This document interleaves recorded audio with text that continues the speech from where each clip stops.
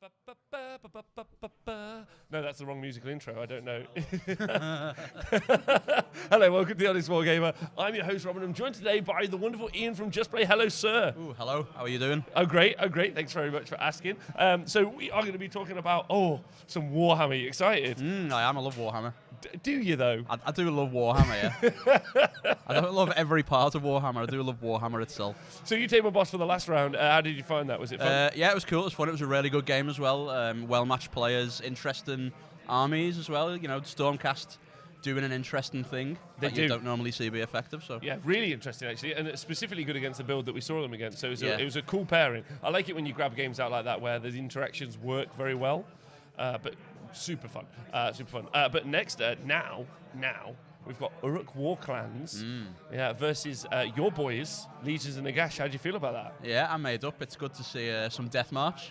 You know, close to my heart. Graveguard, close to my heart. 30 Graveguard. 30 Graveguard. You told me. So what is it you like about the 30 Graveguard? So back when your actual hit and wound stats mattered and not how many things you could summon, Graveguard were actually like super efficient at killing stuff. Yeah. And they're on 25 mil bases, so you fit the whole unit in to small spaces, and another they're really good point killing. about they still don't have more than one wound, so that's a positive. No, yeah, they don't give away stuff, yeah. No, specifically depravity. Yeah, depravity, yeah.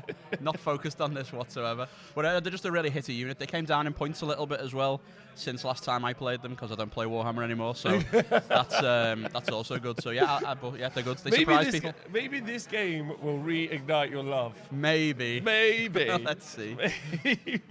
So there you go. Tomb King Tristan, a big fan that you're here. He's like Ian. You guys, let's go straight to the tabletop and let's find out what's going down there. Orruk Warclans. I'm excited. I'm going to rifle through the list if you don't mind. Yeah. So you've got Eric. Eric, a 40k player of old. Yeah. No messing about. I'm personally a big fan of Eric. Eric is rocking the Orruk Warclans with a big war. And he has got a Weird Knob Shaman is the general. Bursting with power lets him cast 2 spells. The Shamanic Skullcap lets him get +1 to cast. And he's got the Great Big Green Hand of Gork and Wrath of Gork, which, as Nathan describes it to me, is staring really hard at your opponents till they're dead. Yeah. Seems effective. He has also then got an Orruk War Chanter with a Killer Beat, and he's also, which lets you pick a unit and then you get +2 hit against them. He's got another Orruk War Chanter with the Get and Beat, which is charged on 3d6. Pretty strong. He's got a Wurgo Prophet with the Mork's Bony Bits, which is another +1 to cast, so looking for that reliability to cast. Then he's got the 15 Orruk Ardboys, another 15 Orruk Ardboys, another 15 Orruk Ardboys, another 15 Orruk Ardboys, and wait, another 15 Orruk Ardboys. Is that 75 Orruk Ardboys? Yeah. And he's got them in the Ardfist, and he's got the Bellwind Vortex. And why that's really interesting is if any of those units of Orruk Ardboys are murdered, he spends a command point, and if he rolls a 4+, he gets 10 Ardboys back for that cost, and he can keep, even though one unit's been murdered, he can keep spending the 4+ to bring back other 10s. Yeah, so it triggers on one dying, but it doesn't say you can't spend more than 1 command point. Exactly. Personally, I think that needs an errata, because no one wants to see 45 new models summoned, right? That is completely not within the spirit of the game. I always want to see 45. I think if you ask Nathan, does he want to see 45 Urruks back on the board? His answer would be yes. Yeah. At least it's only 45 models. Right, okay. I want to say a big shout out to Elfbro for subscribing in the chat. Appreciate that a bunch. And then finally, your guys, Sam is rocking. Sam, by the way, lovely guy. Big fan of Sam. He's running Grand Host Nagash. Yeah, so Sam's running a General, which is a Vampire Lord and a Zombie Dragon, with a Lance, which is wrong, and Lord of Nagash, which is a +1 attack bubble, which is pretty good with Graveguard in particular. He's also running the White King as part of his Death March, who doesn't do an awful lot, although he can be quite tough to kill sometimes. A Necromancer in there with Overwhelm and Dread, best spell in the book, you know, some double pile-ins for the Graveguard. And then he's got a Vampire Lord as well, so you can really see all this stuff's going to stack up You've got the command ability from the general, the vampire lord, necromancer going twice. You get that on Graveguard, they'll kill anything even now, even though they're old and a bit less powerful than things, they'll just kill everything. And then 30 Graveguard, 40 10-10 skeletons, and 5 Black Knights to meet the Death March requirement, a command point, and a prismatic palisade. Oh, okay. I wonder what that's in there for. Because he had 30 points left over, I imagine.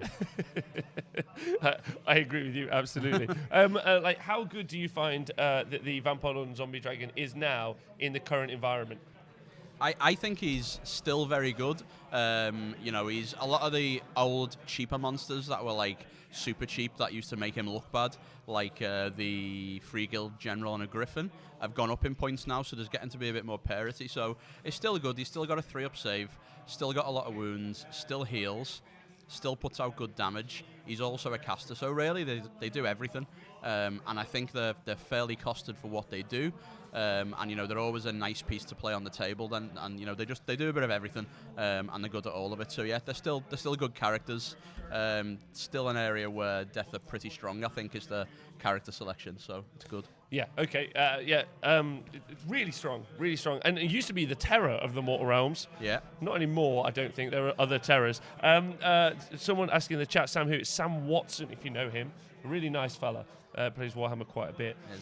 And then who's Rob Salty co-host? Isn't that me? I'm my own Salty co-host. Double salty. There's Rob and Ian on the mic for this game. Twitch chat, I want to know who you think is going to win the game. Because it could be anyone at this stage. Although I think the Orruks, with their new book, got the potential to do it. Yeah, I think the Ard boys are just super efficient in terms of wounds for points, and they're also good in combat. They're just an incredibly efficient unit. So when you get 75 of the same incredibly efficient stuff against an older book that hasn't quite got that efficiency, it can be quite hard to deal with.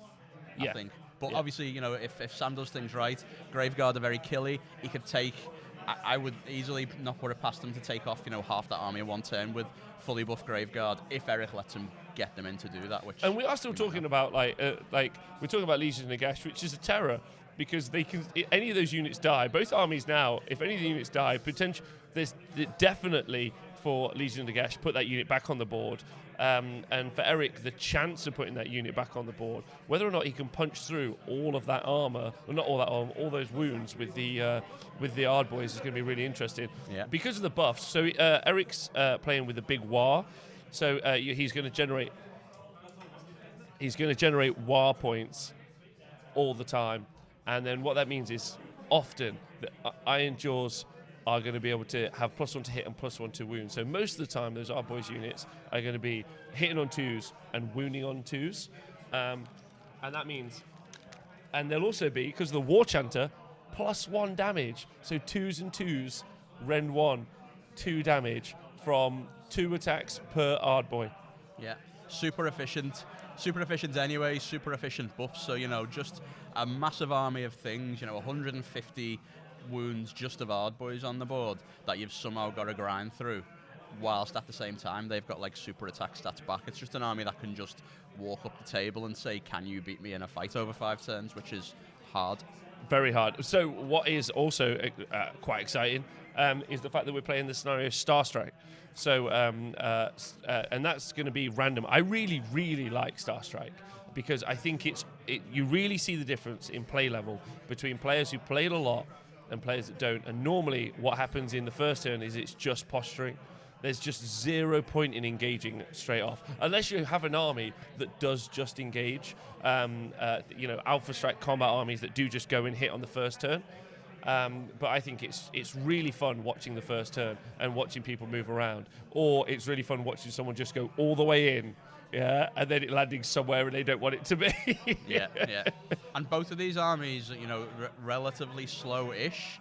No one's moving any of their individual units around halfway across the table. But, Eric's got the advantage that he's got that very reliably cast Hand of Gork to move his units around to where he needs them to be, whereas Sam doesn't have that. He has got a big mobile dragon, which he's going to lean on.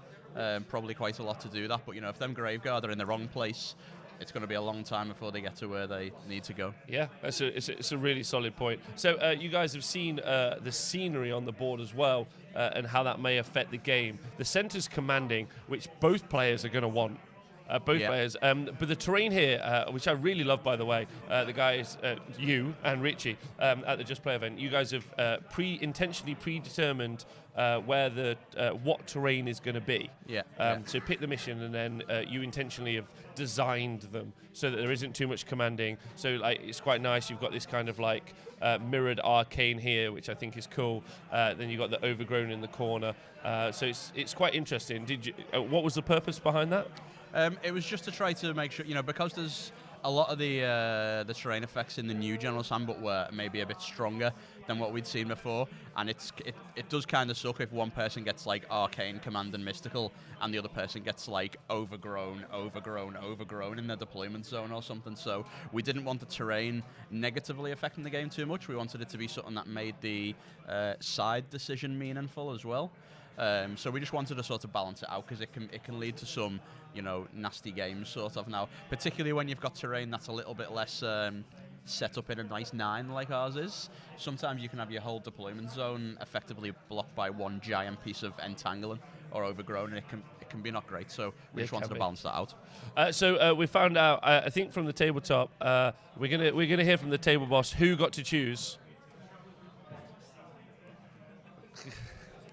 So who got to choose who goes first is what we'll find out from the table boss, because we are into the first turn.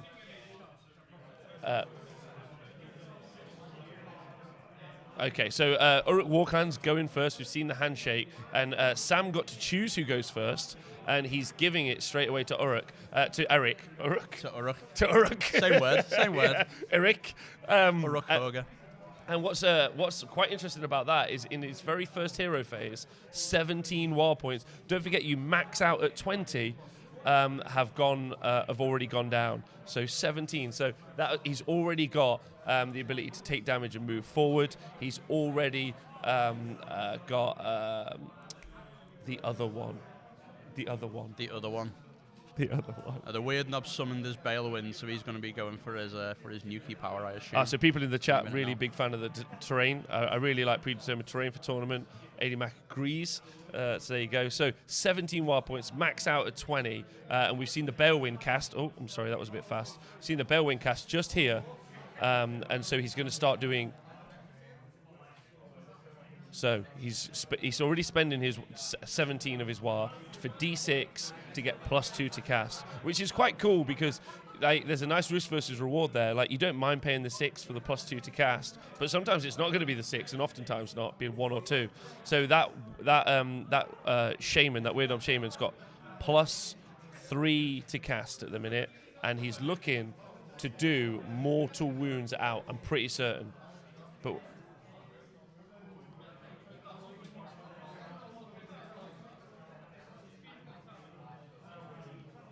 so he's doing the Wurgog Prophet spell, which is the Mortal Wound spell, but it's empowered because he cast it on a 15. Yeah. Doing mortal wounds on the Graveguard, and they're all taking wounds on a 4+. That's quite a big number. The thing with that is, if he doesn't take those, I mean, this is his only ranged attack he's doing this turn, really.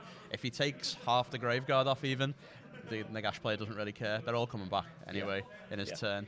So I mean, it's always been such an oppressive army to play, which I feel is really thematic. Like you whittle them down. Wow, 14 mortal wounds on the Graveguard. I mean, yeah, you're right. In this matchup, the Legions and Nagash player isn't stressed, but another player, a Stormcast player, is going to hate. Oh yeah. So going to hate that happening. This is always been my favorite thing about Legions and Nagash. Not necessarily the bringing units back, but just the number of models you can put back into a unit, and how often people will do great Alpha Strike things like this that don't matter against Legions and Nagash. Definitely one of their strengths. I think also there's a big threat to this Vampire Lord and Zombie Dragon. Maybe it's just a fear tactic. Maybe he's just like, if you come out with your Ethereal Amulet, you're going to start taking mortal wounds and potentially die, which I think is a really interesting choice, because maybe what he wants to do is make it so that we'll go back to the top down. Maybe what he wants to do is just have it so the Vampire Lord and Zombie Dragon that's here doesn't move into the midfield, set up for the threat of the double turn. Maybe he doesn't want that, because it being Starstrike, he's like, I don't expect him to go in hard right now. No, he's got. I mean, he's got some reason to unpack a little bit, so he's closer to wherever it might land. But he's got no reason to go anywhere, particularly because, again, 30 Graveguard fully buffed with everything that the army can do will tear his army to bits if he lets them, which he's obviously going to try. Yeah, not to. great. Someone's asking about the grave sites, and as AD Max pointed out correctly, it's just these little grey circles here. Those are the grave sites for the Legion Nagash player. Yeah. I've still never figured out why we got ovals as markers for them. They're very frustrating to play on the table. But yeah, ovals. So Sam's setup's quite interesting here. So he's put two of them like quite far back towards his side of the table, which is, if I use the magic pen, he's got one there and one there. Now they seem a little bit far back to me, given that he's going to want to push up, he's going to want to spread out potentially. Although the odds of the Starstrike marker coming down are mostly here, and then ever decreasing odds of them being slightly further out to the side. So there's good chances they're going to be around the middle, but I feel like those two are maybe just a little bit far back and could have been pushed up a little bit more. So there's a real strategy to the gravesite placement. Like there's a lot, and like so. I have a question for you, because I often feel like deployment. Example, Sam's deployment is telling me that what he's expecting is for Eric to come forward, and what Eric's deployment is telling me that he's not going to. Yeah. Like, but with gravesites, do you ever try and like hoodwink your opponent, deploy some deep, so it looks like you're going to go forward, or do you?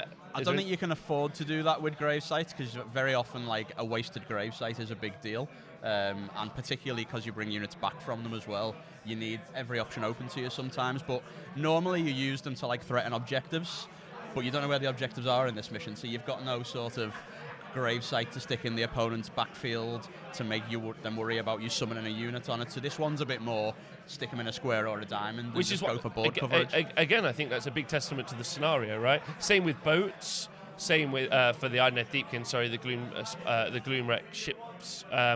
Any of those terrain features that could heavily influence the course of the game are a little bit neutered or effectively useless in this first turn, because you don't know where the scenarios are going to be. I'm a fan. So I think we're going to double check what phase we're in from our table boss. We obviously have done the mortal wound phase from Is that what we're calling it now? Yeah, the mortal wound phase, the hero phase. Nath? Okay, sweet. We're in a phase. Yeah. I mean, this might be the movement phase, and maybe Eric's just deciding that he's taking his time. He's not going to bother moving anything else. He's just going to hang around and wait for a comet to land. Yeah, I don't know if they're both not going to decide to do that realistically as we go here. The action seems to have stilted. Maybe it's a conversation at the tabletop, but we'll find out from I'm hoping our table boss can hear us. Nathan, he can hear us. Excellent. That's great news. We are in the movement phase. We can tell with our eyes now. Yeah, cracked it. Red Strike says, "Go Team San." I'd like to know who everyone's rooting for. I think obviously you've made your. I mean, Sam's the first guy that ever beat me at a game of Age of Sigmar at a tournament. Oh really? So yeah, and so Sam's my favorite person. He also beat me with Nagash when I was playing Death in AOS V1. Oh wow! That's how long ago that was. Yeah. So I'm rooting for Sam. I like Sam. He's our extended team JustPlay. Oh nice. I wasn't really expecting Eric to move forward here. No. But so I think I'll be interested to see if he just goes.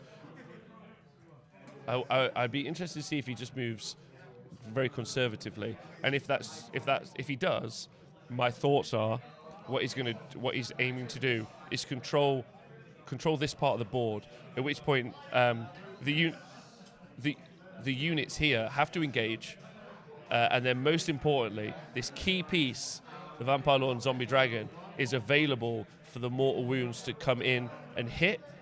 That might be what he's looking. So he's looking for a bait, because he isn't going really far, he could go very far. Yeah, he doesn't need to. He's got the better army if the two armies just fight normally. Like, Sam's only got two real, outside of his Zombie Dragon, which he may or may not want to commit, he's only got two real threat units. One's 40 skeletons that can do a lot of work with buffs. But if he chooses the Graveguard to go first in any given combat round, which he's going to because they die horribly, the skeletons will then get hit first by whatever Orruks are fighting and just lose all their attack buffs. And as soon as skeletons are below 30 models, they're no longer a threat. So Sam's got to be very careful how he engages this, and I think Eric knows that, and he's the game is Eric's to lose. Oh, you think he's in the driving seat? I do. I think the armies are quite mismatched just in terms of what they're both trying to do. And I think as long as Eric's aggressive enough, covers the grave sites enough, and doesn't get abused on that front, I think he's in pretty good position. Well, so the chat, load of people jumping in. Red Strike's going Team Sam. Mr. Tej wants Eric to win. OJ's all about the Orruks. And then Toon King Tristan says, "Let's go, Bony Boys." Yeah, don't forget the new Bony Boys are out soon, so there's gonna be Bone Boys all over the Mortal Realms at some point. There's a lot of boning going on. Yeah, the Bone Daddies, and then and Ard Boys for Life says Tiny Dino. So, their first outing in a competitive sense at a tournament. I always like seeing them at an independent tournament as well. That way, you know, you're getting a true reflection of how they play and what they do. And I think Eric also has got like his head screwed on as a gamer. I don't think loads of people know Eric as a gamer, but I personally think, number one, he's super nice, but I also think he knows what he's doing. Yeah, clearly does. You can tell from the list, you know, the things that good players do, like he's not throwing like extra damage artifacts on his guys. He's just making his spells more reliable because he wants to make sure they cast. I think Nathan will be offended that you said that putting extra damage artifacts on you guys is the wrong play, because that's his only actual play every single time. So I've got a question. So everyone loves destruction and Orruks and goblins because they've always been the underdogs and everyone loves to love them and root for them. When they're murdering everyone with 75 Ard Boys and everyone hates playing the army, are they no longer going to be like the underdog favourites anymore? No, they still are. Them instead? Because also, in order to read the stats, destruction players would have to read, and they can't. That's very true. They just can't read. Just bang some artifacts on your guys and attack. They can only see pictures. Orruks are middle of list. Me smash. And also, I as much as you might... I just hear round table boss, you want to be in the middle, so that's where you can fight the most people. The thing about, I would say, the Ironjawz book specifically, and now the Orruk Warclans in a greater degree, is they're pretty honest as an army. Like, they do the thing. Yeah. They're going to fight you. Like, most of it doesn't fly. Most of it's not deep striking. They do have a teleport now, which I think is really cool. But, you know, they're playing Warhammer. Yeah, they're playing the way Warhammer's meant to be played. Pretty much. Yeah. Pretty much. So, like, I really do think... I think people have never really minded that, truth be told. And interesting, the flip reverse of that is Gits actually always had a little bit of a negative feeling as a playstyle, because they often, one of their better playstyles, and as Donaldinho, the Grot Terrorist, would showcase quite often, the minuses to hit, because their battle line is naturally -1. As soon as things like Geminids came out, or the Troll Hag, and the ability to just restack those other -1s, it became like a debuff horde control army. Yeah. So I don't think they ever got loads of love. I think they got a lot more love now. The Squigalanch is here in full force, right? Yeah. 2 Squigalanch players in our local meta. Yeah. And very excitingly, Archie, who we actually saw play at the Hero Phase GT, is currently playing against the Squigalanch. So if Archie loses, which he's already got a very sad face on him, like very early on, we might get to see Squigalanch on the stream next. Yes. On 2 wins. Yes. That's very random cool. movement rolls for the win. They could be used well. Nathan does it well. I don't know how. He's just in the right place, which stresses me in the middle out. of the battlefield, hitting things. Yeah. I'm curious about what Sam's going to do now, because he's got this Graveguard unit, right? That's his. If it was me playing this game, my plan for this is, how do I get my fully buffed Graveguard into combat and kill things with them? Yeah. I'd like to know where the White King is. Any chance we can figure out where exactly the White King is? Our table boss will let us know where the White King is, and that is the end of the. But I can show you right there. There's the Necromancer, right there. Yeah. Because if the White King is, I assume he's next to the Graveguard. You know, they've got some like real threat range at that point. Not like a huge threat range, but okay, yeah. So I can't see those Graveguard getting into combat this turn. They're also screened. They've got skeletons in the way. I think Sam's maybe a little bit conservative in his deployment here. Quite far back with a screen in front of his combat unit. Well, I think this is the lesson people are going to have to learn. Like, and also having spoken to Leo Rotunen, one of the things that he takes advantage of a lot. When you do play an Ironjawz player, you expect them to just run at you. Yeah. And as seen and as pointed out, they've decided to just stick into this midfield, which is just far enough away that this is an issue as a charge. This is overextending. The characters would have to try and run up. They might not be in range, and it really does put, I think, the three central characters, two of which are here, if they start moving into that mid-range, I think that he's just going to plan to blast them from this magic phase here and pick it apart. So it's harder. It's actually, to be really fair to Lisa Nagash, it's harder than you would think, especially when there is actually some ranged threats, because their characters have to stay alive in order to bring the units back. So I never thought I'd say that. That's Never true. thought I'd be fine. Just kill all the characters, right? But he's gonna have. I mean, if he has to fight this army on fair terms, he's gonna lose. Sam will probably lose his whole army in a turn against this. And then there's one thing people never get about playing Legions and Nagash is yes, they can bring stuff back, but every time they bring stuff back, it's further and further back down the board. And when you bring Graveguard back with no charge bonus, they might appear in 9-inch of your units, but they don't always get to charge back in. When they do, it's incredible. But when they don't, you've lost another turn, more VP. So yeah, it's a really, really good point. Yeah. So we're seeing the grave sites activating, and we're seeing that Graveguard unit being replenished back in. So like you said, the damage put in by the Orruk Weird Knob is pretty neutered at this point. But the battle plan is Starstrike. If you guys are interested, so we're waiting for the objectives to come down, which is why I think you're seeing such a conservative play by Eric. I think so. The big question is in movement, because I think that's what we're going to see. Do you think we're going to see the how far do you think Sam's going to go forward? I think again, I'm a firm believer in playing to your outs. Like, how do I win this game? The only way Sam wins this game is if he gets up there and fights. He's got to do that. He's got to do it on his terms. So he could cower there now, afraid to get into combat with the superior army, but if he does that, he's never going to win. So I think he's got to unpack and move forward, screen with his unit to 10 skeletons. If he gets the double turn, he's got to smash them Graveguard right in there, kill as many Orruks as possible.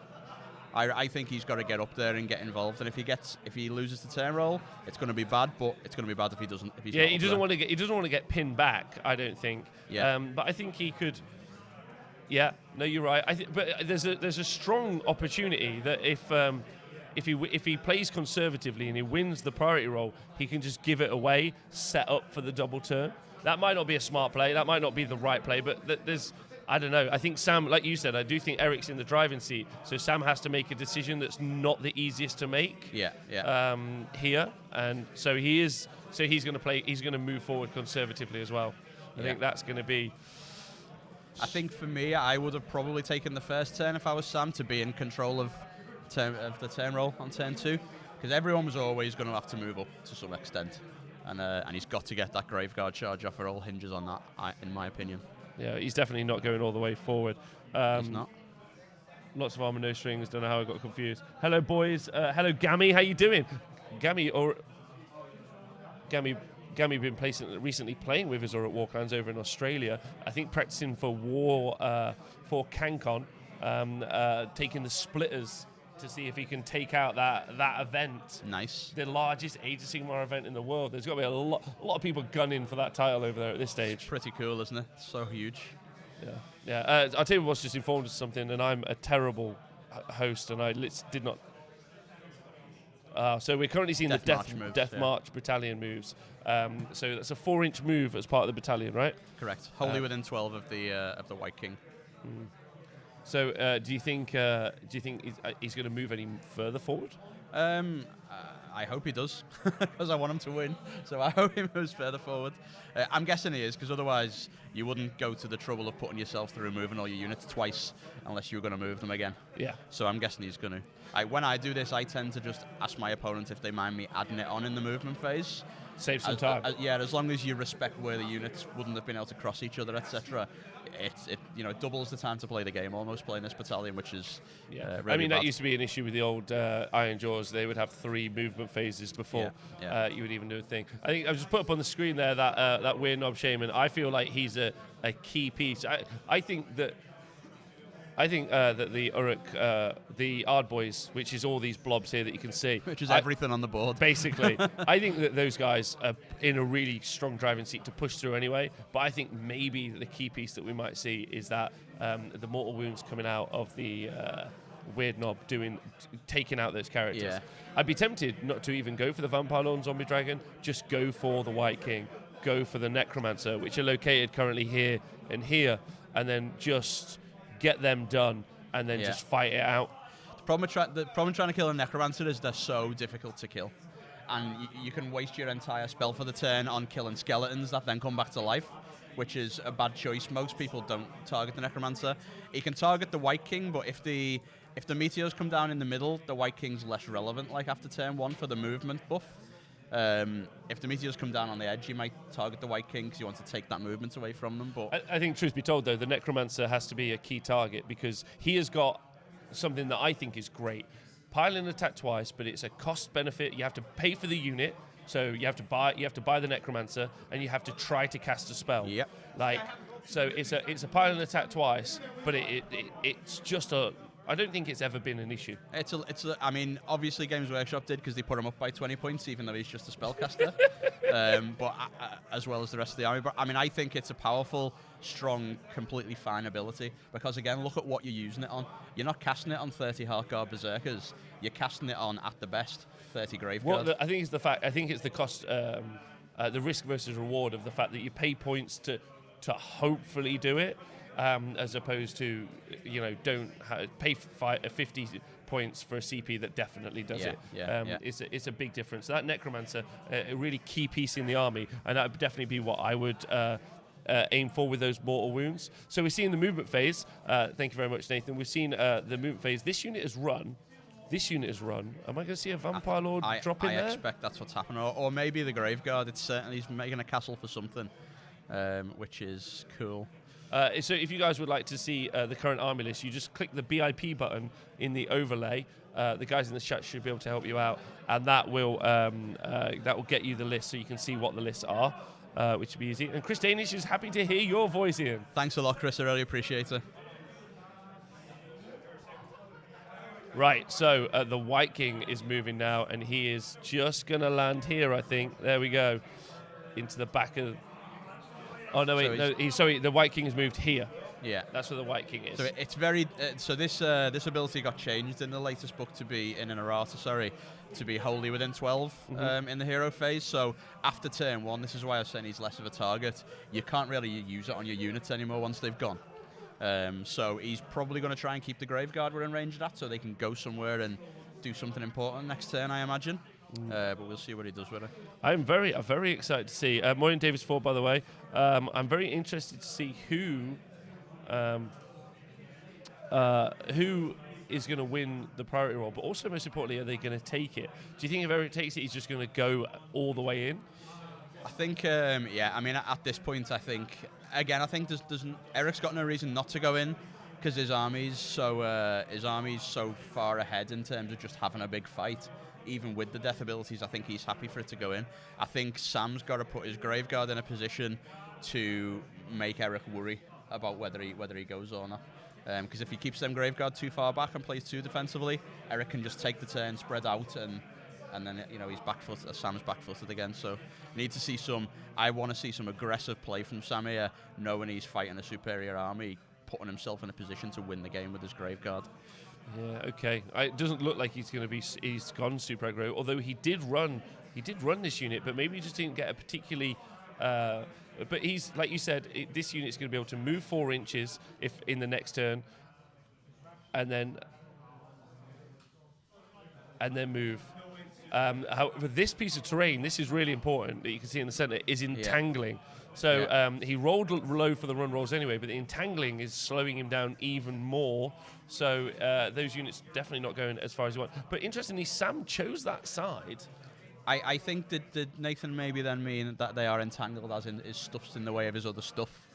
rather than. I don't think we would have put an entanglement terrain piece in the center of a deployment zone. I'll find out. I hope we didn't do that. If we did, it was Richie's fault. let's assume that seems absolutely okay. Yeah, one of the problems you get yourself into a lot with Death and a lot with these lots of model armies is you just go, okay, I'm completely wrong. I thought that was something else. He did set his whole army up on entangling. Bad times. Bad times. not the best. I'll tell you, like, one of the things I've done a few times when I was playtesting after JHP 2019 came out is forgotten about these. The new terrain pieces, like you never forget an arcane, you never forget a mystical. Entangling and Overgrown, you suddenly forget about them, and all of a sudden and they have arguably some of the biggest impact in the game anyway. Yeah. So Tunki says, bad now that I started seeing my army, all I want is watch City's games. Yes, yeah. I'm sorry that we can't just do that all day, but 5 games over a weekend's all right. Yeah. Five good games. We had a great Cities game, so can't ask for more. So used to saying Good King on Terror, guys, that's not what it is. The Vampire Lord and Zombie Dragon here, next to this piece of commanded terrain here, has moved. It's going to start generating those CP. Smart play, I think. Yeah, big deal, because, I mean, Sam's got 2 massive command abilities. He's got one that lets you reroll, that's letting you reroll all your hits from the Zombie Dragon. He's got one that's giving a whole unit +1 attack from the Vampire Lord. So he will, and because you can't buy lots of CP anymore, obviously getting an extra one every turn just means massive buffs for those units. So you definitely want to generate that. Yeah, so he may well, but I think he's in range of the damage from the Weird Knob. I would put myself in range of the damage from that quite happily all day. You would? Yeah, got a 6-up save, we're good. He's got a 6, but he's not. The important thing is he's not going to die in a turn, right? He's going to get a 6-up save. He's got his chalice, which he can drink from once a game, and then when he gets into combat, he can heal some more wounds from killing things. So if my Zombie Dragon gets targeted, I'm okay with that, because you don't want to lose Graveguard at this point, and you don't want to lose your Necromancer. Like I think. Oh, we're into the priority roll. It's happening. I'm very excited to see if that Necromancer lives. So the priority is happening. The first thing is where the objective is going to land. That's super important. That looks like is that a double 1? A 3. So the far left of the board. Oh, that's where there's nothing. Where there's just nothing there. Game changer. Well, so we've got a Hand of Gork that's almost certainly going to put a unit over there, and we've got a Zombie Dragon that can fly quite far. The Zombie Dragon's also got pinions, I think, as well. So a good cast of that. You know, you can be going 24 inches plus a run quite happily, yeah. So, yeah, pinions, brilliant. So that could be interesting. They can both get to it. Yeah, we apologise about the necroquake we just suffered on the tabletop. I'm going to readjust the table now. That's actually Eric's third time I'm going to kick him. It's just happening. Yeah. I'm going to put him in a headlock, and kiss him because he's a really nice man and he didn't mean to do it. Is what's going on. He's just smashing and bashing the cameras. He's forgetting what he needs to smash and bash. To be fair, he probably used to be a clever man, but now he plays Orruks. Yeah, like it's just suffering emotionally. As you can see, middle of the table. Orruk's close to it. This is the game plan. Get as close as possible. So yeah, we're just waiting. We're just waiting for the priority roll to happen. Yeah, so the objective is here, and 2 Double 6s. 6. Oh, the excitement! 2 6s. Can't handle it. Let's see the next Ian, one. while I try and correct the table, do you fancy letting the crowd know, or even talk to them about who you think should take it and why? Yeah, okay. I think so. Sam's not put his Graveguard anywhere near sort of close forward enough to threaten anything. So I think if I was Eric at this point, I'm just going to be charging a screen. I think I'll probably let Sam take it. The comet the meteor didn't land in the middle, which might have changed the decision, but now there's no rush to get to that one. I think I might even just let Sam take the turn at this point, because he's still disadvantaged to it. He's castled up. Whenever you can give castle players a turn and make them do something or waste a turn, it's always a good plan. Unless he just fancies just maybe getting in and just pinning the entire Death Army where it is, and he thinks he can just fight through it, yeah. I think if he goes in, he turns the Graveguard on, but if he decides not to go in, the Graveguard are doing nothing because they're too far away, so... Yeah. I think he's going to go in, personally. Yeah. He's an Orcs player, right? Yeah, I think by not putting them Graveguard in a position to win, in a position to do something. Sam's given a lot of control of the game away at this point to Eric. Yeah, I think so as well. I think so. That double 6 though is pretty important.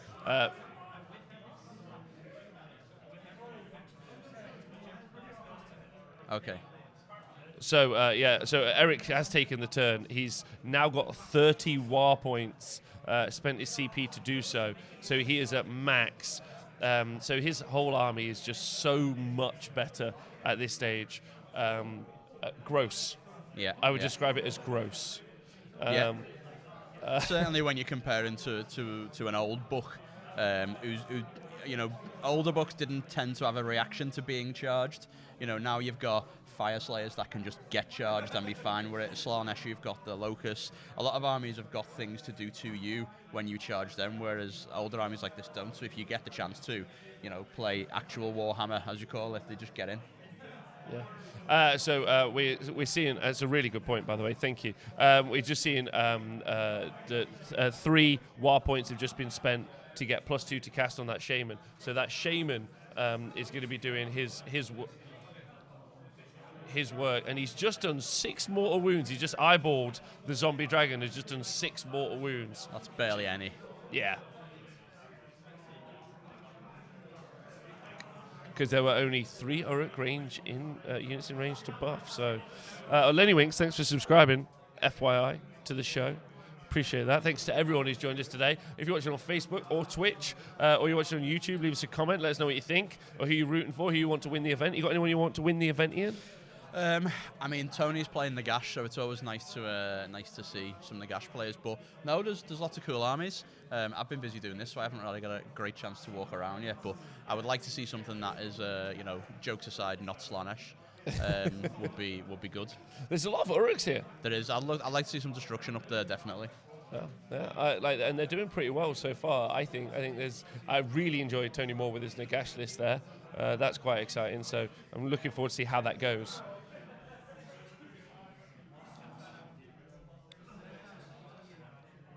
So we've just seen another spell cast onto the zombie Vampire Lord and Zombie Dragon. Thank you very much. And then he's taken a mortal wound, but then most importantly, he's always strikes last, which with smashing and bashing is pretty scary. Yeah, it is. It's pretty good. Yeah. Pretty scary. Yeah. Of course. Big war. No smashing and bashing. It's a big war. But it's pretty scary anyway. Yes. Like when someone's doing that, he's going in now. Yeah, he's going in, and I think he's probably going to try and. I'm guessing he's going to try and just lock Sam in position now, so that wherever the meteor lands, he's got no way out, because those skeletons aren't coming back once they're dead. No, they are not. All right. So I think you're going to see Eric just. I think you're just going to see him go in. Or is it going to be another turn? He has got to get over to the objective. We can't forget that. And he's also got to defend it. It would make sense if he went over there with a unit and used another unit to pin these guys in. But we'll see. He's got plenty of units, and they're on big bases, and he's kind of far away, although he's got some charge bonuses. So I don't think he would get everything into combat this turn if he tried. So he can definitely afford to go and take that meteor with one of them. Yeah, he can. You can. But when that combat happens, I think you're going to see skeletons' heads lopped off. You are very indeed. Sharply. You're definitely going to see dead skeletons. But this guy is the guy. This is the guy you need to keep alive.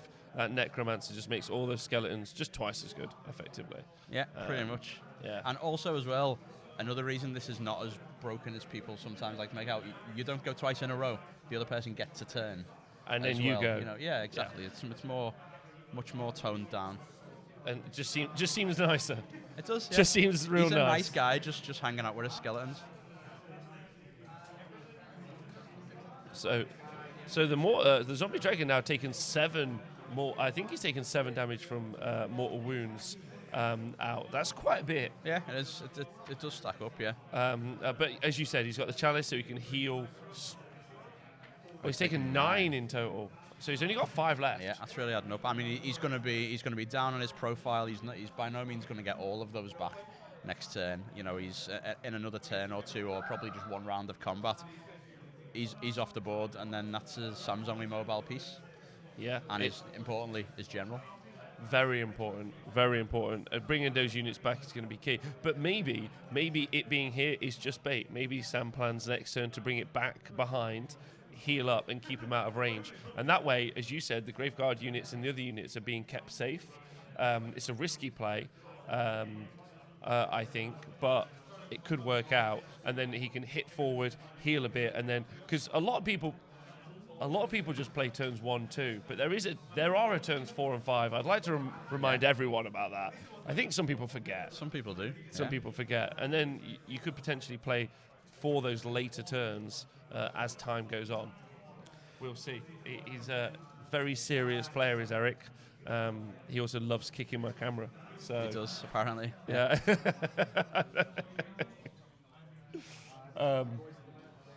Yeah, I think I'm not sure. If Eric goes in hard now, really the play for Sam is going to have to be to sweep lots of stuff off the table very quickly or die. Because again, these orcs are just going to win the war of attrition. They've got maybe just as good summon as Death have got here right now, and Sam doesn't want to be spending his CP on bringing units back. He wants to be buffing his units to try and stay in the fight against these Orruks. Yeah, so there's Eric playing there. No, you're absolutely right. Then because of the Hard Fist, and we mentioned that at the top of the show, but we'll just do it one more time. Because of the Hard Fist, the ability to wipe out a unit but then bring back a unit of 10. So wipe out a unit of our boys, you bring back a unit of 10 on a 4+, and you can keep spamming that command ability. So you could potentially, from the death of one, generate however many CP. We'll get a CP update as well. Just make sure that the amount that we're seeing on the screen is correct. It currently reads Eric as having 1. He might have more, so we'll just double check that. So that's going to be fun. I'm sorry, I'm just really excited to see Graveguard do something. It's just my favourite thing. It's so good. But What's that profile? Is it 2 attacks each? 2 attacks each, 3s and 3s, 1 rend, and every 6 on a wound roll is 2 damage. Wow. Now, when you think about Sam got the reroll saves triumph, unfortunately, which is not great because nothing in his army's got a save and throw. That's even worth having.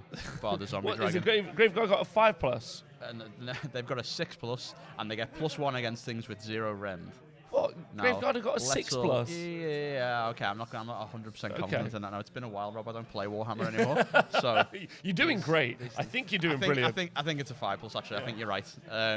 But yeah, like as elite units, that's the half that they're missing. They've got the hittiness, they don't have the survivability. So if they get hit, they will fall to bits. Yeah, and if you compare them, like it's a really good example would be to compare them to executioners.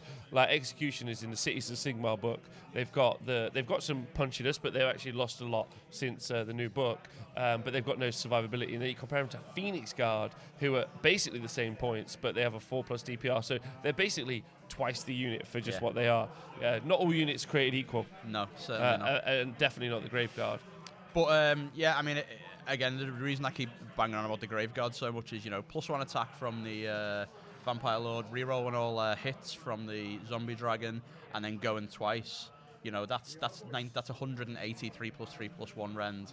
Potentially 2 damage each attack, so that will kill some Orruks. Yeah, no, that definitely will. Yeah, tons. And I think the scariest thing about the Arboy units is that 4+ save, which is... They're just so efficient. Yeah, and they've also now got a 6+ DPR as well on top because they've got so many war points stacked up. So again, they've got way more survivability than the wounds we've seen on the board for the Death Army.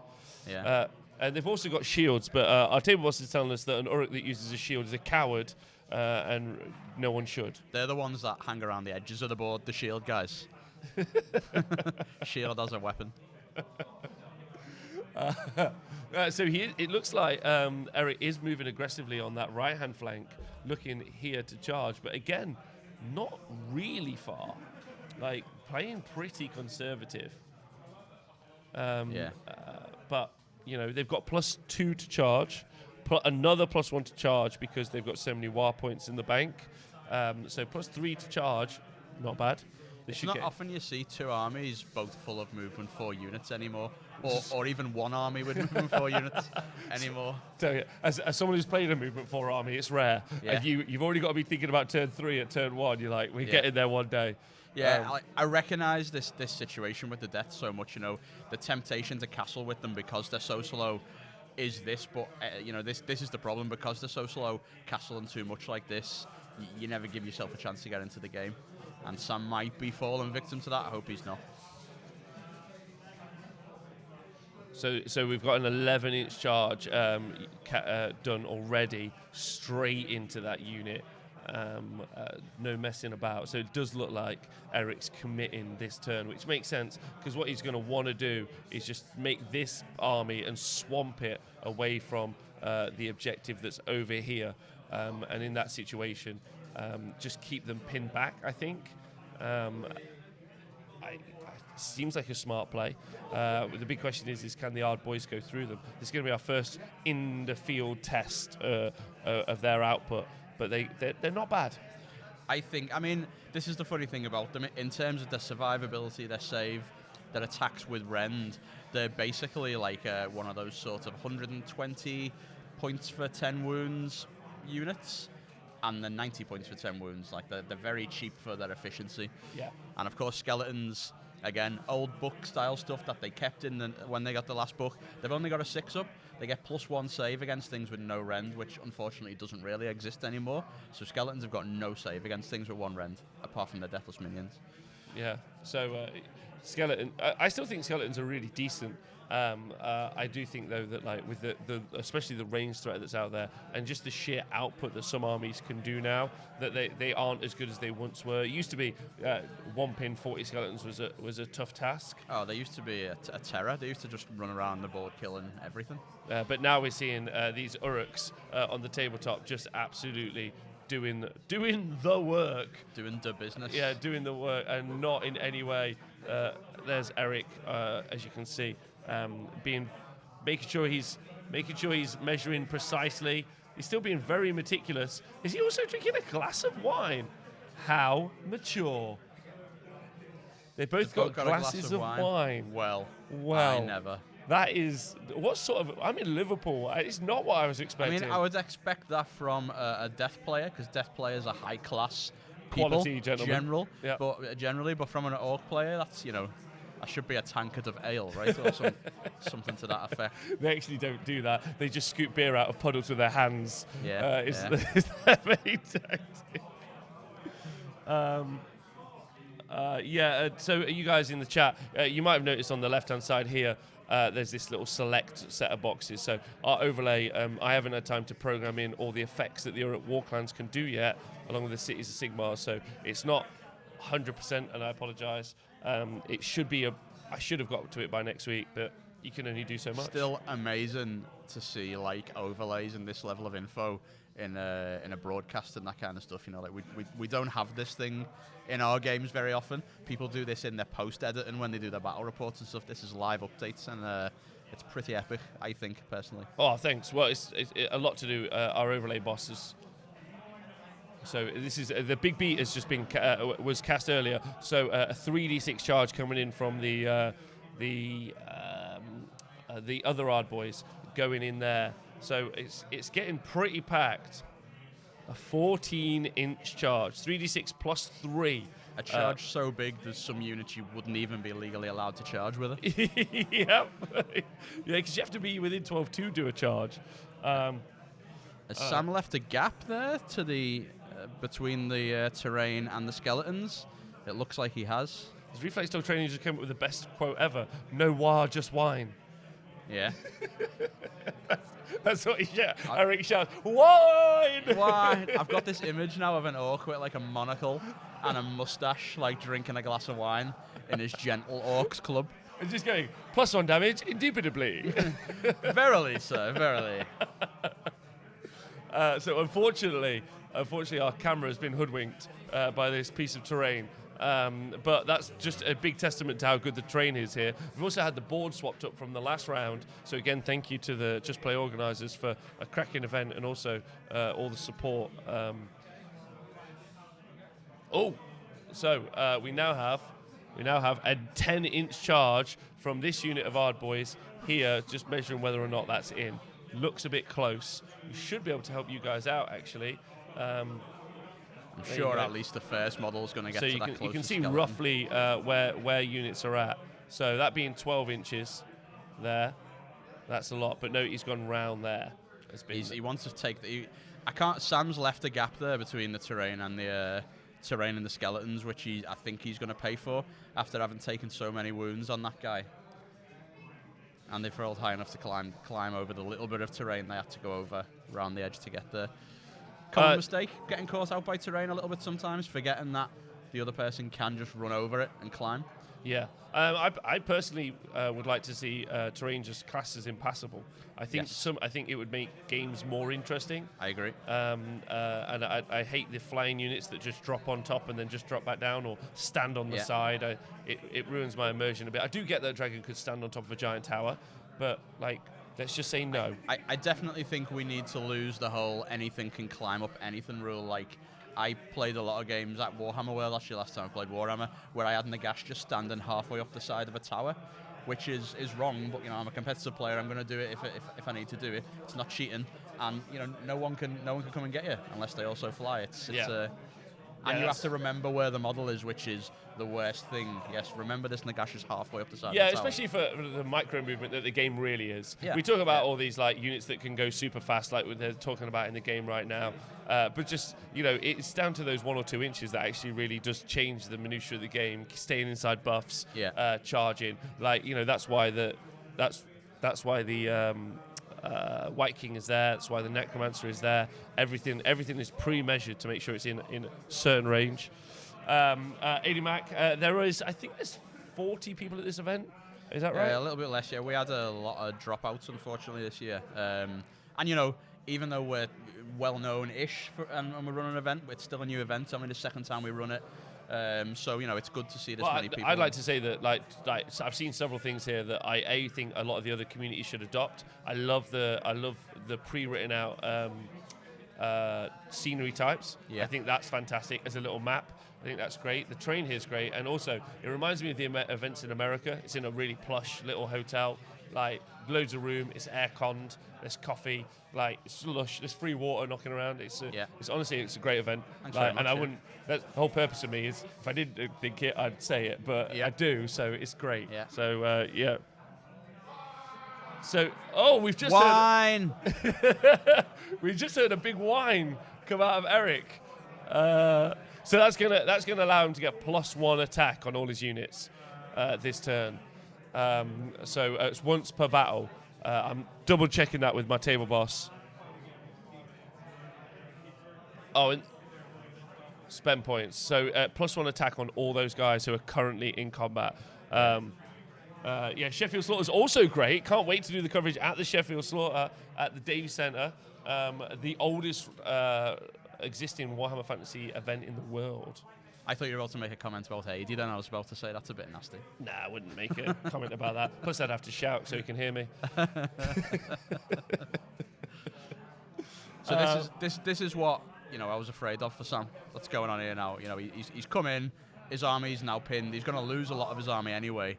He's going to have nothing left to fight back with, and even if Sam manages to table this Orruk player over the course of a few turns, he's not going to score while he does it, even in the best case scenario now. Yeah. So I'm not sure what the players here next. Because he's going to lose this unit here. He's going to lose that unit there. Yeah, he's going to lose his zombie dragon, I think. I think he's also going to lose his vampire lord and zombie dragon, and I don't think he had to be so aggressive. I don't think this needed to happen.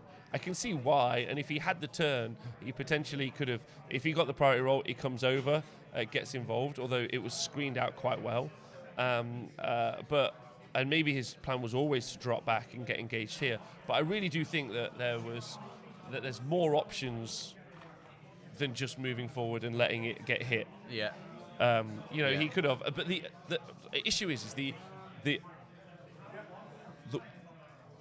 Warclans are just so fast, it's just crazy. And so the R boys are attacking now. They've got 3 attacks each. They're hitting on 2s. They're wounding on 2s. They got render 1, and they're doing a damage each. They might be doing 2 damage, but that might not be that unit. I don't think they were war chanted.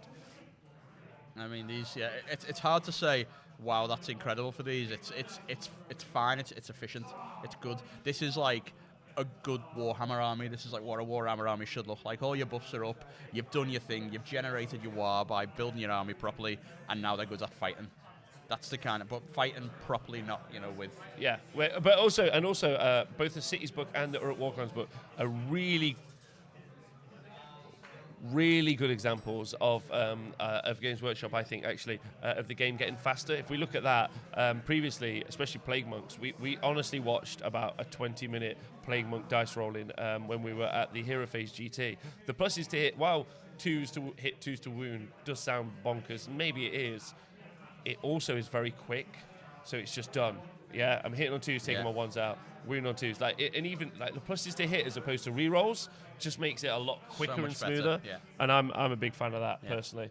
So that 10-man screen here, they lost all of their bros, so all those skeletons are dead. Unsurprising. Yeah.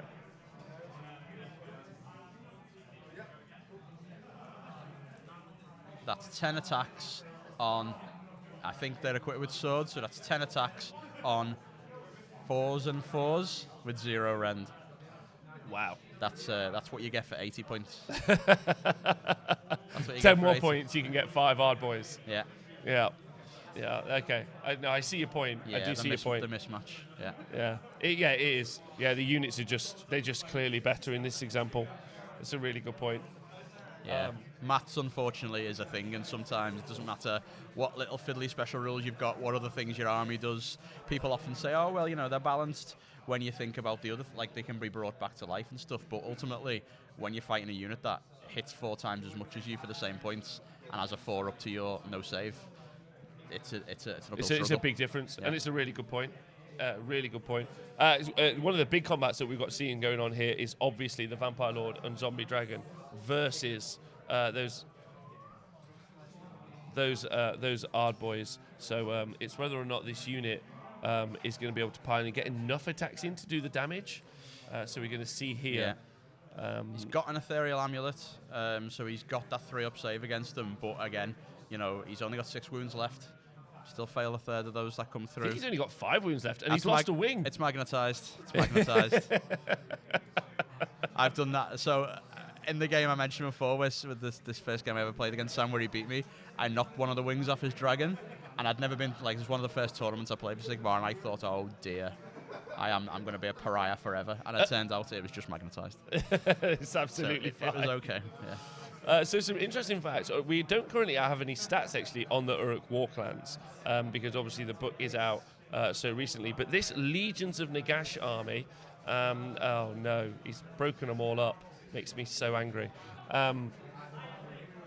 Zombie Dragon's got 6 saves to make. Only 6? That's only 1 unit. But 3 Oryx. But the Legions of Nagash, not a particularly popular army. They're 0.2% of the meta for General's Handbook 2019. Yeah. But they are okay. They're doing all right on the win percentage, and they're sat on 53%. So not too bad.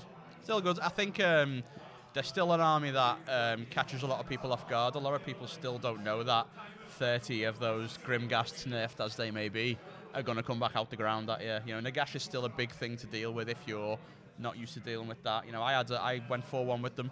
Our Warhammer World Heat, including play against Slanesh. You can still win games with them. It's just less likely, I think, against the top armies. Yeah, I think that's or Orruks. Or Orruks, the Warclans. Yeah. Big shout out to LOV for the stats. Yeah. So these 10 skeletons have died. They've been chopped up. I imagine there's some sort of reaper that reaps bones. Yeah. Are going to be really interested in those. Osiarkals? Yeah, or doing it in an Osiarkal way. The OSS, Latin root of that word is also bone. Oh, is it? That's also, so when you get issues with bones, it's also ossic. Oh, so osteoporosis. Yeah, exactly. Those. So it's actually bone. Those 2 words, bone reapers. It's bone something, bone reapers. Boney McBone Reaper. So, yeah, Good. I like what he did there. Yeah, bone squared. Yeah. Yeah, osteoporosis. That's thanks, Davis Ford. So we're seeing the next unit pile in, and they're going to be trying to take that zombie dragon out. Yeah, potentially, or just start doing the extra damage there. But all that Eric has done is hit those screens, So, again, if the Vampire Lord and Zombie Dragon stays alive, there's a lot of counterattack that can be happening here. Yeah. And again, it takes this unit, just goes get safe. Yeah. He can spend those CP and bring those units back if he wants to. If that somehow survives, which I 12 saves. Oh, he's got 12 saves. 12 saves plus Deathless Minions, though. Yes, that's true. And he's got an Ethereal Amulet. He's only picked up 3. He's fine. Deathless Minions. Did he just save 2? He's 4 taken damage. 4. So.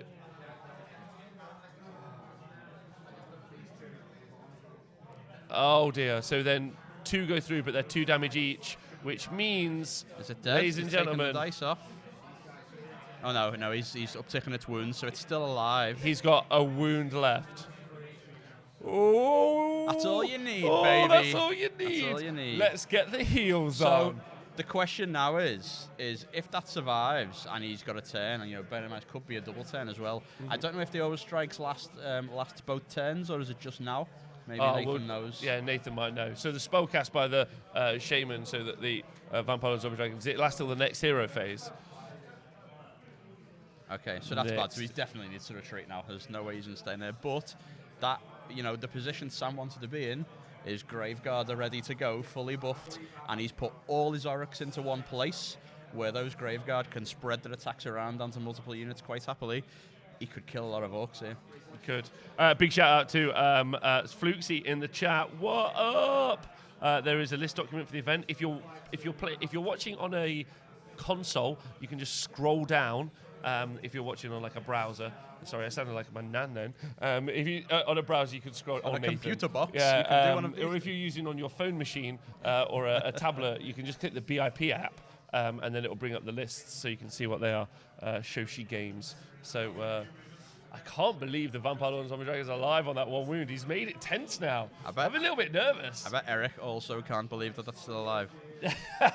This is also when you get these, like, one of the reasons I hate this unit as much as I love it is you get the D6 chalice wounds back, and you just always roll 1s and 2s. He's going to roll a 1 or a 2. But I tell you what, as someone who's played against, especially Nagash quite a bit, and those Vampire and Zombie Dragons, watching them roll the 6 is heartbreaking. Oh, it's just bad, heartbreaking. Yeah. And Sam could do with that now. Like, he's going to be on his bottom profile for the attacks he's probably not even going to make. Hey. The Zombie Dragon's killed 3 hard boys, which does mean he's going to heal. He's going to get a wound back. He's going to get 1 wound back. Yes. So now he's got 2. He's doubled his survivability. He is ready. Yeah. And now he rocks that chalice 6 and then just gets on with eating all that stuff. Oh, yeah. If you'd like to see all the lists being played at this event, you can go onto the Tabletop TO website, and then you can just click through there. Really useful website. Super good. And jump on board that. And just search for Justice Series Autumn. And you'll be able to find it. I think one of the guys in the chat will link it to you, though, because they're all real nice guys. Oh. One of the... we must be getting to the end of this turn now, right? The classic 1 wound. Oh, no, so we're into Sam's turn. He's drank the Chalice of... Is it the Chalice of Blood and Darkness? No, it's just Chalice of Blood. Chalice of Blood, that's the Legion of Asgore thing. Chalice of Fail. Chalice of Fail. It could heal D6 wounds, has healed 1. But he has now improved his survivability by 50%. Yeah. That's, magnificent. When I play these, I consider them to be 15 wound models. That's how much I hate that dice roll.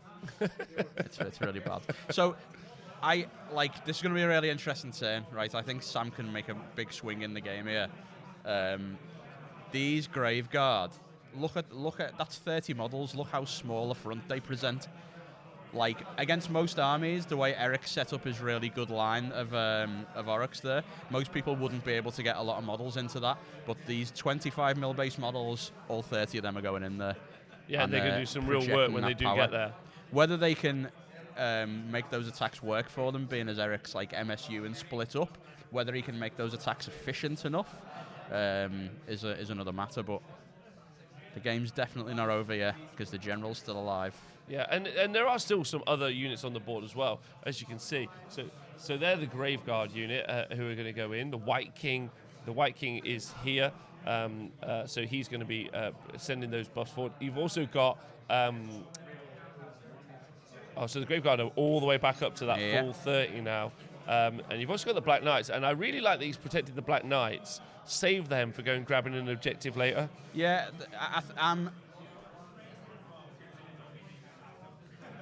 Oh, back to 0 war points. Ooh. 0 war points back on the board, so that's actually really important as well. So Graveguard all healed up, ready to do it's the fight that you wanted is coming. The fight that I wanted. And there's 2 lots of. Do you reckon they can go through both those units of our They'll go boys? through all of them in one attack, I would imagine. Yeah, probably. Oh my! Now, so there's one of the regions when I played. Look at this guy. Look at this failure. Sacrament. There he is. You need them pluses to cast. I've said there was Eric's armies before. Sometimes you got these critical spells. You've got to get every extra point on them that you can. Like failing a Van Hels there is backbreaking when you've just got maybe a chance to get into the game and you just lose that. So yeah, the piling attack twice. But that's why I love that mechanic for how it works. You pay points for the character, doesn't go off. Risk versus reward. Yeah. There you go. Don't get it every turn. Yeah, or 5 times a turn. Yeah. That makes us move 6. Yeah. Amethystine Pinions has gone off on the zombie dragon here. So that means, like, as Ian has stated, he can now move at 6 whole inches. Yeah, probably. I think the lowest profile is about 8 from memory. Mine never go that low, so I don't know. He's either alive or dead. Yeah, exactly. They're either alive or fully dead in one turn. But yeah, the pinion's really important there for that model being able to get the hell out of dodge. And he's going to need to get out as well. Yeah. Again, really important to note that piece of terrain here is entangling. Yeah. So that is again is just going to slow all these units down a little bit. We've just had Vile Transference has been cast as well. Okay. But the unit is too far away to heal the Vampire Lord on Zombie Dragon. So I don't understand that. The unit, it's got to be within 6 inches. That's what they've said. Yeah. I don't understand why it's too far away. Does that just mean Sam cast it on the wrong unit? Have I missed something there? I don't know. It's got a range of 12. You've got to be within 6 inches of what you target to get your wounds back.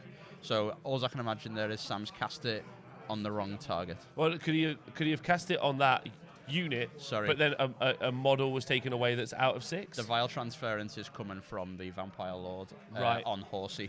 Oh, yes. This fella looks like a really sweet conversion, actually. Yeah. There he is, hiding behind that rock.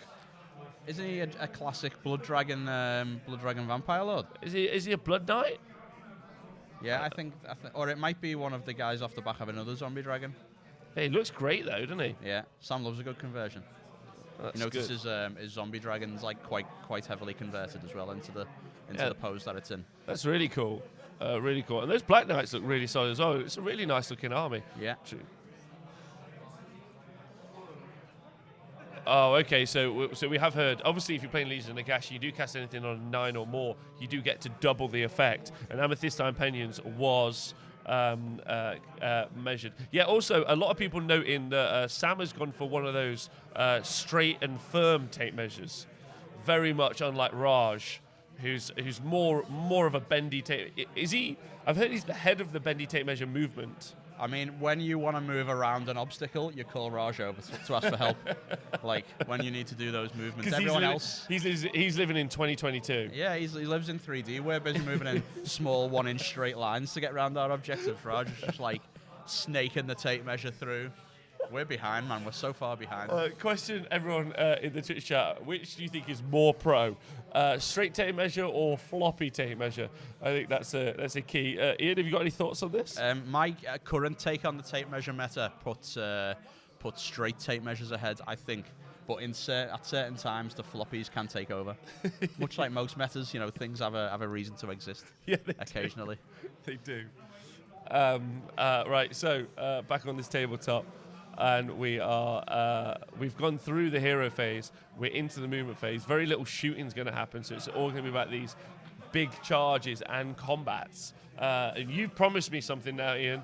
You've promised me this unit of Graveguard are going to go and whomp 2 units of Ardboys. Yeah. You've made me a solid promise. I think the range, they've only got a 1-inch melee, is the problem with Graveguard, right? And the reason he really needed the Van Hels is he might just massively overkill 1 unit of 15 Ardboys now, and because he hasn't got that extra pile in, they might just not be worth it. I don't know what buffs he's put on them. Probably at least, I imagine he spent at least 1 CP. So they got both. Yeah, +1 attack and rerolls to hit. So 3 Yeah. attacks each. Yeah. Yeah. So I think if it was me at this point, I would probably be, because the Graveguard aren't going to, I don't know exactly where the divide is in this unit, but assuming that is, that's 1 unit of 15, isn't it? No, there's 2 units there. Is it 2? Yeah. If Yeah. he can't get to the back unit, I'd be tempted to unpack the Graveguard like this to maximize their attacks, because they will overkill 1 unit of 15 on the right. So I'd really want to get a bunch of attacks into the left side as well and try and take 2 units Well, off. especially if he decides to bring this Vampire and Zombie Dragon out. Yeah.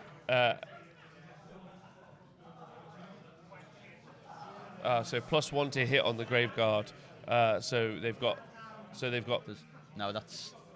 Oh. So they've.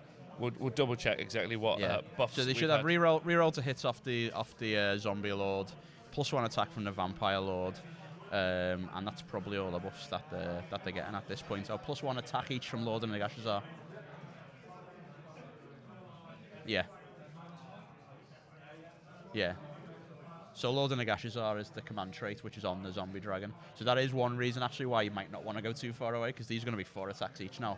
Wow. Can you imagine if they were also going twice? Wow, 8 attacks each. These do not mess around when they get into combat, I'm telling you. All right. So, yeah, you're really selling me now. So, I mean, if he does get, again, because they're very small base, even if he can get, like, sort of 8 models around this area here, he could potentially wipe a good chunk of that Orruk unit out, particularly if he was going twice. But he's got he can take a lot of models off the board now and then hope, I guess, that Eric doesn't boss his command points and bring even more back. Yeah, that makes loads of sense. Absolutely. And I think he is going to still go in with this unit of skeletons. Don't forget, he has got to go over there and score. The score needs updating because Eric obviously scored that turn. So he scored his 2 points for Starstrike then. So he's already up. So it is all about going and grabbing that objective. Ian's love for Graveguard cannot be contained. That is true. It's like you, like a Warhammer player back from the grave, fighting one last time. Can you do it?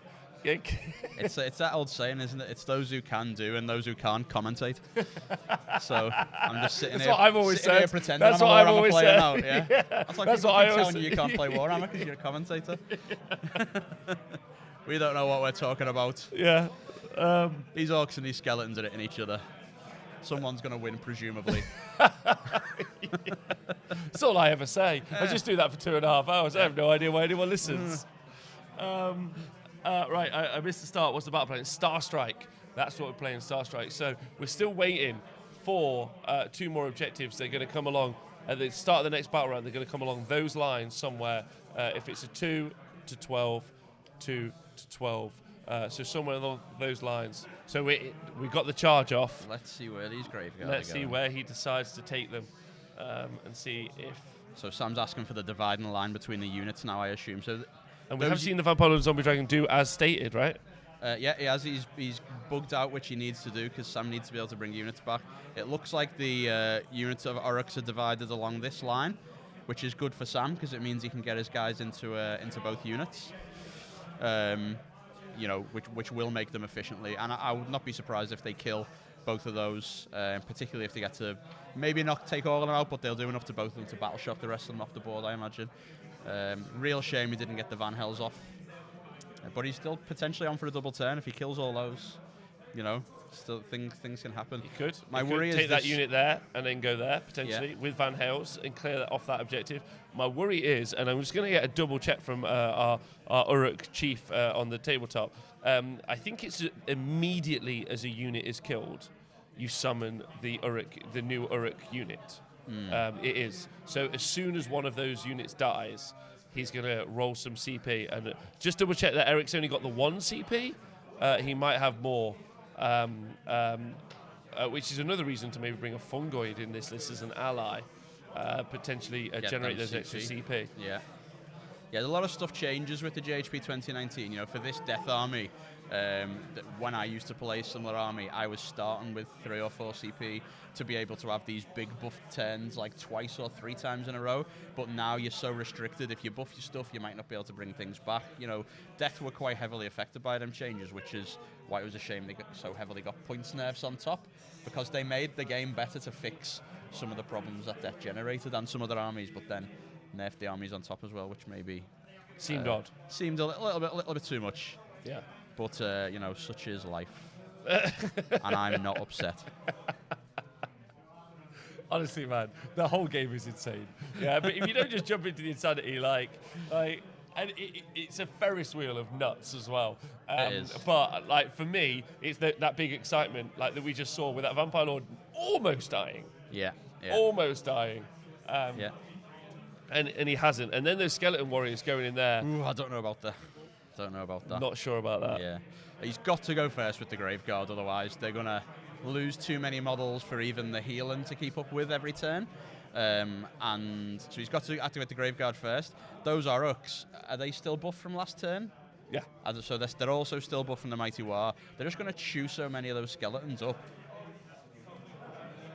Oh, yeah, so that's gone now, yeah. Okay. So maybe not so bad, but they're definitely getting dropped below their optimal level.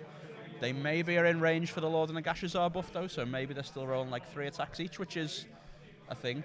Yeah, they could, absolutely. Outstart out attrition in them Orcs. Or Broccoli Boys just challenged you. He said, no way those Graveyard are going through 15 hard, boys. You've just been flat called out in this situation. I mean...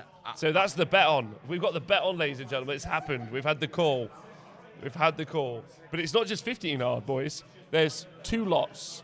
2 times 15. There's one there, and there's one there.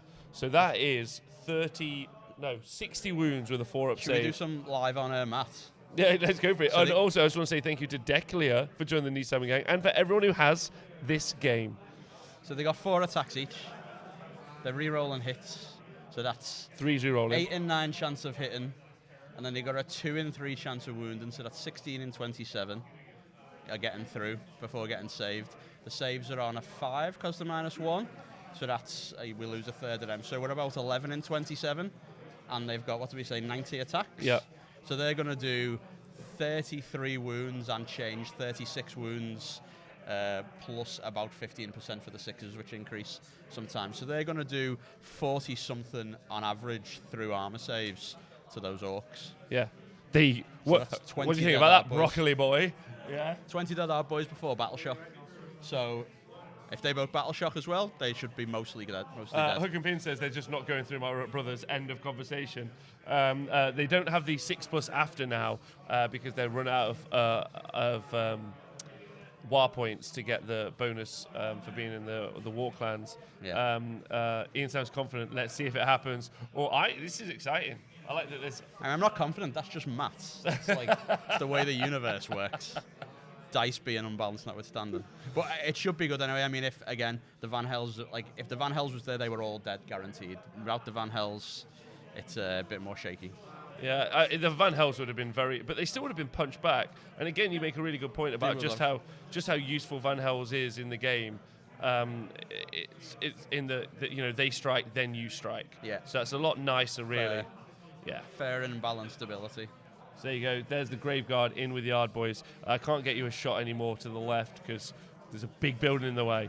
Let's not forget the Graveguard could also do better than that as well. They might fail their rolls. They might massively smash their rolls. Yeah.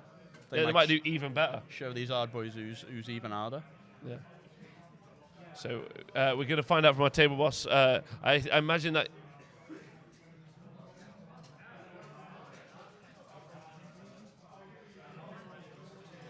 Oh, just let me... I'm just going to... it's a shame we can't get back to me flexing on camera. It's but I am actually flexing.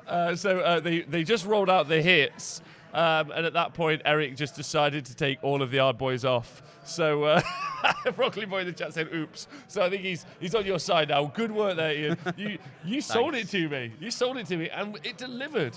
So that's a lot of Hard Boys gone, right? It is, yeah. That's a lot gone. Yeah, that's crazy. So that's 60 wounds just gone there. 64 up save wounds. 64 up saves just absolutely gone. Yeah. So that's done some really solid work. And now we're going to see this other unit of our boys here. But we haven't seen Eric try to roll to bring any of them back, I don't think. So. Okay, so he actually ran out of command points. So he had 0, so he didn't have the opportunity. 6 to run roll last turn, I imagine, went with some of them units. Yeah. So then ADMac says, that is bonkers good. There you go. When I've done this to people at tournaments and I've sent Graveguard in to do that and re-rolled and stuff, people just go, what? that unit does what? Like with Van Hel's. The 20-year-old skeleton models, they're not meant to do that much damage when they're not new. And then with Van Hel's, then they would have been able to do that twice. Yeah. That would have been amazing. They wouldn't have needed to by the looks of it. Yeah, no, not at all. Actually, now it doesn't matter that the Van Hel's wasn't cast. We'll save the successful cast for next turn. It does, and also, like Sam has stated, like I'm not saying I called it, but almost. The Vampire Zombie Dragon is still alive. He baited in all the mortal wounds, which is what last time we saw 15 Graveguard die, then healed up. Had those shots actually gone into those Graveguard last time instead of the Vampire Zombie Dragon, those Graveguard would not have done what they did to the Ard Boys. So so Sam baited out the mortal wounds from the Weird Knob into here, and it's paid off for him in dividends in just wiping out 360 points worth of Ard, but no, even more than that. 540 points. 540 points of Ard Boys in a single sweep. I got a weird feeling in my stomach, and I feel like I want to play a game of Warhammer. It's strange, but I'm getting excited again now. Wait, are you a Graveguard? Yeah, I want to get my Graveguard back on the table. Graveguard. I've got 60 Graveguard. That's how much I love Graveguard. There we go. Right, so skeletons are now getting whomped, and like you said, they're probably going to have their efficiency reduced in a really big way, right? Yeah, almost certainly. Yeah. But he's still got his 30. And has he got the Lord of Nagash buff as well? I can't quite make the range out there, but they might be on 4 each as well. So the fact that they still have 30 left means they're still going to do some pretty good damage. Yeah. And Eric's looking like he's in a tough spot here. If the priority roll comes off and it goes to Sam, then that unit of skeletons can come over here and start contesting the objective. It's going to be very interesting. Yeah, could be good. So that's 90 to 120, 90 attacks. So that should be. I mean, that's not fantastic on 4s and 4s. That's like 20 after saves. That's like 6 dead Orruks, but that's still a good number. They'll still be taking a battle shock. I think always reduce down any damage you can put in, and those 4s and 4s can go, like, they're fine. It's good. It's good. Classic. Like, and both players helping each other with the dice. I think that's really sweet. Good shout. Good spot there, AD. They've done one wound. All right, never mind. Well, you can't have everything, can you? You can't have everything. The important thing here, though, is that the skeletons didn't die, and I didn't expect it to be that many on the board. So again, this is where turn rolls are so important for Legion Nagash. If Sam wins that now, they're back up to 40. Yes. And they're back up to full fighting capacity, and he might not have done any, but he's took the charge and not died, which is like a big deal. Very important. There's Sam there, looking very confident, wearing, I think, that might be a BoJack Horseman t-shirt. I'm not 100% sure, but looking great. This is actually... It's a good looking man. Some pretty good fashion knocking around the old JustPlay GT. Very impressed by that. It's because we got the best tailor. Of course, yeah. I mean, he's a gamer and a tailor. Like Eric not looking too stressed by that. He's looking good. Oh, so we are now into the next priority roll, but the first thing that's going to happen is the objectives are going to land. So that's going to be really important. Oh, Eric's had a that's pretty good for Eric right there, but it's sort of there's a lot of Graveguard looking like... There is a lot of... Yeah, they're going to make a beeline in this direction. 10-4, they'll be nearly there. Yeah. Come on. Just a big... Well, I mean, so their move... if with their Death March 8, then that's not a particularly long charge here. Then they can sweep around and put some bodies up there. Also threaten this character bunker, which is going off there. A lot of what now remains. But look at that. That has gone all of Sam's way. That has just landed right where he is. All he needs now is the turn roll, them Graveguard to start pushing up the battlefield, and it's looking good for Sam. He's looking really good. Well, he still has to at some point get over here. Whether or not he'll do that. Maybe. And the Vampire Lord Zombie Dragon hasn't got a lot of wounds left on him. No, I don't think he can. Although, if he's striking first, he can go into a unit of 15 Orruks smartly in a corner, and certainly start killing a few if he needs to. Yeah. But it's with the priority has been won by Orruks. So Eric has won, but it's whether or not he wants to take it. Look at this now. So this is the face of someone who's won a priority but doesn't know what to do. Yeah, you're just working it through in your head. You're like, This is the face of a man who 5 minutes ago didn't know what a graveguard was. Oh, he's taking it. There you go. It's not too much indecision there. So that's exciting. Okay, this is cool. This game's good. Yeah, you into this game now? Yeah, I'm well into this game. I'm always into watching other people play Warhammer. Same. I quite like playing as well, though. I won't lie. I think I'm going over to Northern Ireland to play Warhammer in November, which is exciting. The boys have invited me over, and I'm actually going to play. He's going to bring my Legion of Asgore. Yeah. People don't get to play them much, which is a shame. I'm really loving them at the minute. Someone last week, Jake LeCure over in America, went 4-1, smashing result. And so he's inspired me to play with him again. It's a bit like this. You love Graveguard. You see him performing well. You're like, sure, I'm going to play Warhammer with some Graveguard. All right. It's just nice knowing that sometimes your personal experiences can be tough, but then you play and it's like, it's going. Anyway, the Bellwind Vortex has been dispelled. That's the first thing that's happened. So you always have to do that, the first thing you do in your hero phase. We are in turn 3 now. That's where we are. We should do, because we've had the Starland once. Nathan, it's okay. The 1 point scored in. I'll go sort it. Yeah, you've got the mic, bro. I will talk about how much I love Graveguard for 5 whole minutes. So this is interesting now. So I'm not sure what Eric's plan needs to be here. I mean, he's slightly up on points already. He's got 2 of the objectives, but all that could change very quickly because he's not looking like he's got a lot on the board anymore against these Graveguard, and that Zombie Dragon is still a threat that can go places. So really now I think he's just got to try and hold on to this lead. He's got a chance to kill some of them skeletons. I think what he probably wants to do, he needs to press some advantage now. I think these Orruks should probably come down here and make sure that these skeletons die. Because, if those Orruks have another bad turn, all the rest of them skeletons will regenerate, and then this is bad. So I think he needs to bring these Orcs around, try and push Sam off that objective. And because Sam's got nothing else on that flank, although he holds it right now, them skeletons aren't particularly fantastic in a fight. So I think he needs to bring those Orcs forward. He's not going to be able to hold this. Yeah, I mean, them skeletons are probably dead. He's not going to be able to hold that up there for very long, though. So he maybe even wants to refuse this flank now and start moving these off and just leave those Graveguard in the wind. Except he's going to lose that and move his battle line to basically like this and turn the board sideways. So that will be quite bad for Sam. So we'll see if that's what he does, but I think that would be... I think we've seen Eric made a classic Orruk blunder by just charging straight forward into a screen. Yeah. I think it would have been a different matter if he'd got that Zombie Dragon off the board, which I think, in fairness, I don't know how many got into combat, so I can't do the magical maths, but it looked like it probably should have died. Yes. Yeah, I think it should have as well. So it's unfortunate it didn't. We've seen a Bellwind Vortex set up again now. Onto the tabletop. So we're going to see some more. I think the Vampire Lord Zombie Dragon might get sniped here. Yeah, I think that's what he's after. He's after getting rid of that Vampire Lord Zombie Dragon. He's only got 3 wounds. Had he rolled that 6 for the Chalice of Blood, he might have been up on it. But killing him is going to neuter those units in a big way. But I still think... those are boys. They've got to go and do some pretty solid work into those Graveguard to remove that threat. And I'm not 100% certain, now that I know how scary they are, that they can.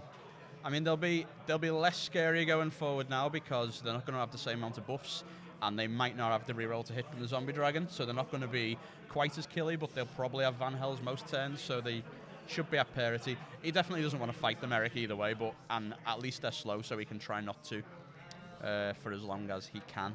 But I think it's all about this left flank now. This left flank is 2 objectives. Yeah. Sam's going to struggle to get to that back objective. He's got nothing that can strike out there, really.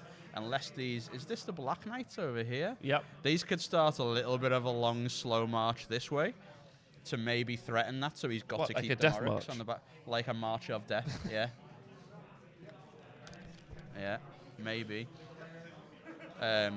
So the Graveguard, the Zombie Dragon has just taken 12 mortal wounds from.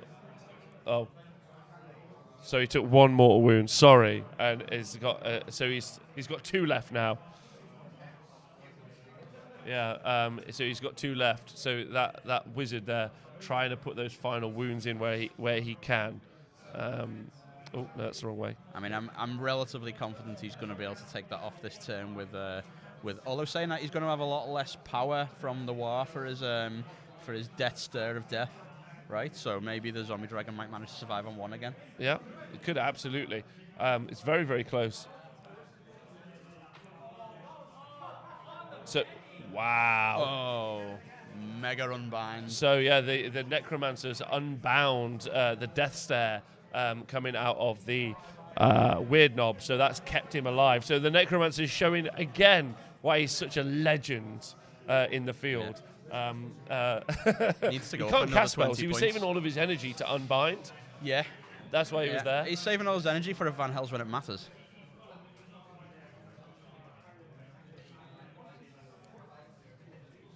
So the Wergog has cast his signature spell onto the Graveguard, and it's doing mortal wounds to every 6 for every model in the unit. I'm not sure about Eric's. You mentioned before about target priority. 6 is onto a 30-man unit. He's going to do 6 mortals. Even if he doubled it and did 12, most of them are coming back next turn. So I'm not priority-wise. Like I would think, if these orcs are coming in here, I would target these skeletons anyway to make double sure they die. 2 dead Graveguard. I mean, that's a relatively wasted spell for me, I think. Yes. I'm not sure it's ever going to have any effect. No, I don't think. I definitely don't think it's doing what it needs to. But I think he's quite upset. I think the not the misplay, but the unintended loss of not being able to kill this unit, and then also just losing all these, which I don't think he was expecting. But like we said, I think actually Sam's played more of a game than we give him credit for initially. Set up his screens well, which was really nice, and then also baited out all the mortal wounds, which would have really reduced down those Graveguard, and so now he's in a good spot. Eric really needs to take this unit here, I think, and pin. I'm sure you said Definitely. that already. Yeah. I think that's Eric's play now, and it's still going to be difficult for Sam to do anything about that. But I think if he does do that and come in there, the problem he's got is that he will wipe these skeletons out almost certainly. Sam can then bring these Graveguards across, do the same thing again to those 30 orcs, and then we can get have the 40 skeletons resummoned over here, and then be threatening this objective with a less combaty unit that's still plenty killy enough to kill everything that's up there. So to kind of switcheroo his army between the 2 flanks. I agree with that.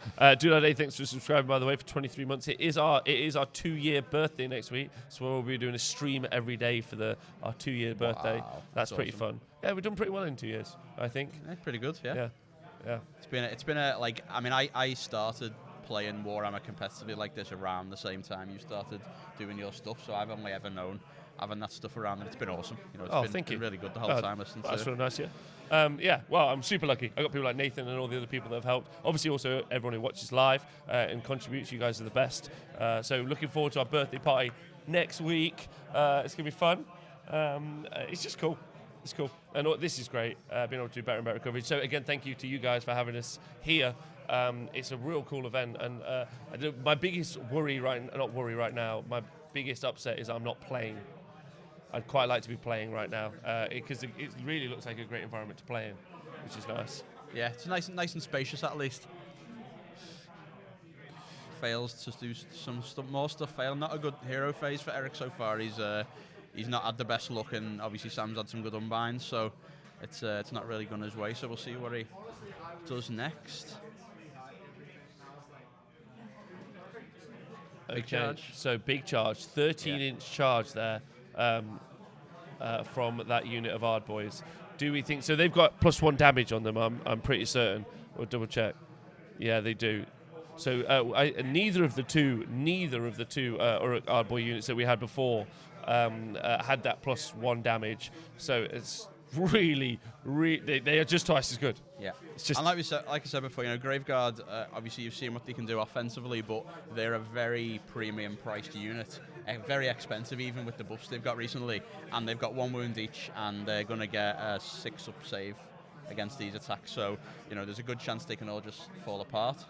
And Sam's problem now is because he went for this sort of 4 around the middle of gravesite placement. If they die, there's nowhere to bring them back.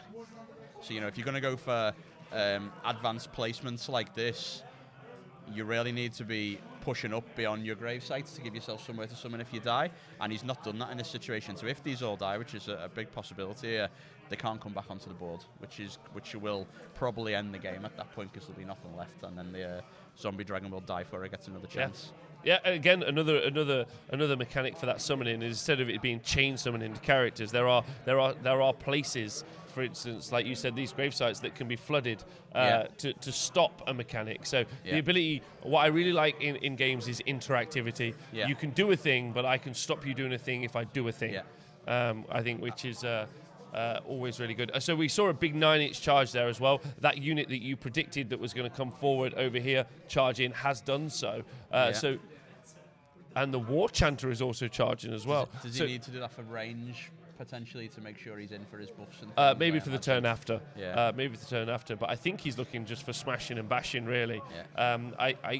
I would be reluctant to do it with this unit here, but with the +2 damage. But maybe he thinks he can go through +2. So they've got 30 attacks, 2s. Yeah. Rend 1 doing 2 damage each. Can they go through the Graveguard?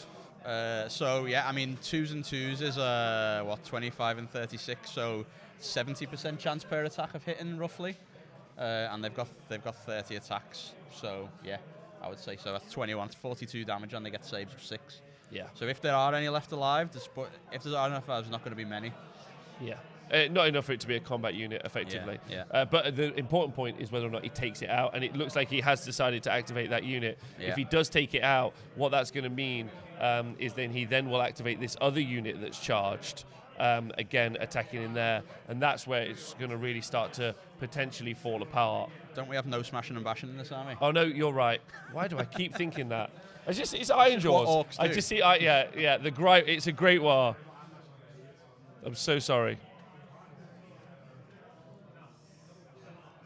So there's a command point been spent for reroll 1s to save on the Graveguard. He's really hoping. Really desperate in there. The thing is, even if he keeps his Graveguard alive now with the last 5 models or something that they're probably going to have, because we're low on characters, and because, again, this is the problem with the square deployment, you're assuming you're going to be fighting in the middle of that square here, and because he's played so defensively, 2 of his grave sites now, this one and this one, are doing nothing for him.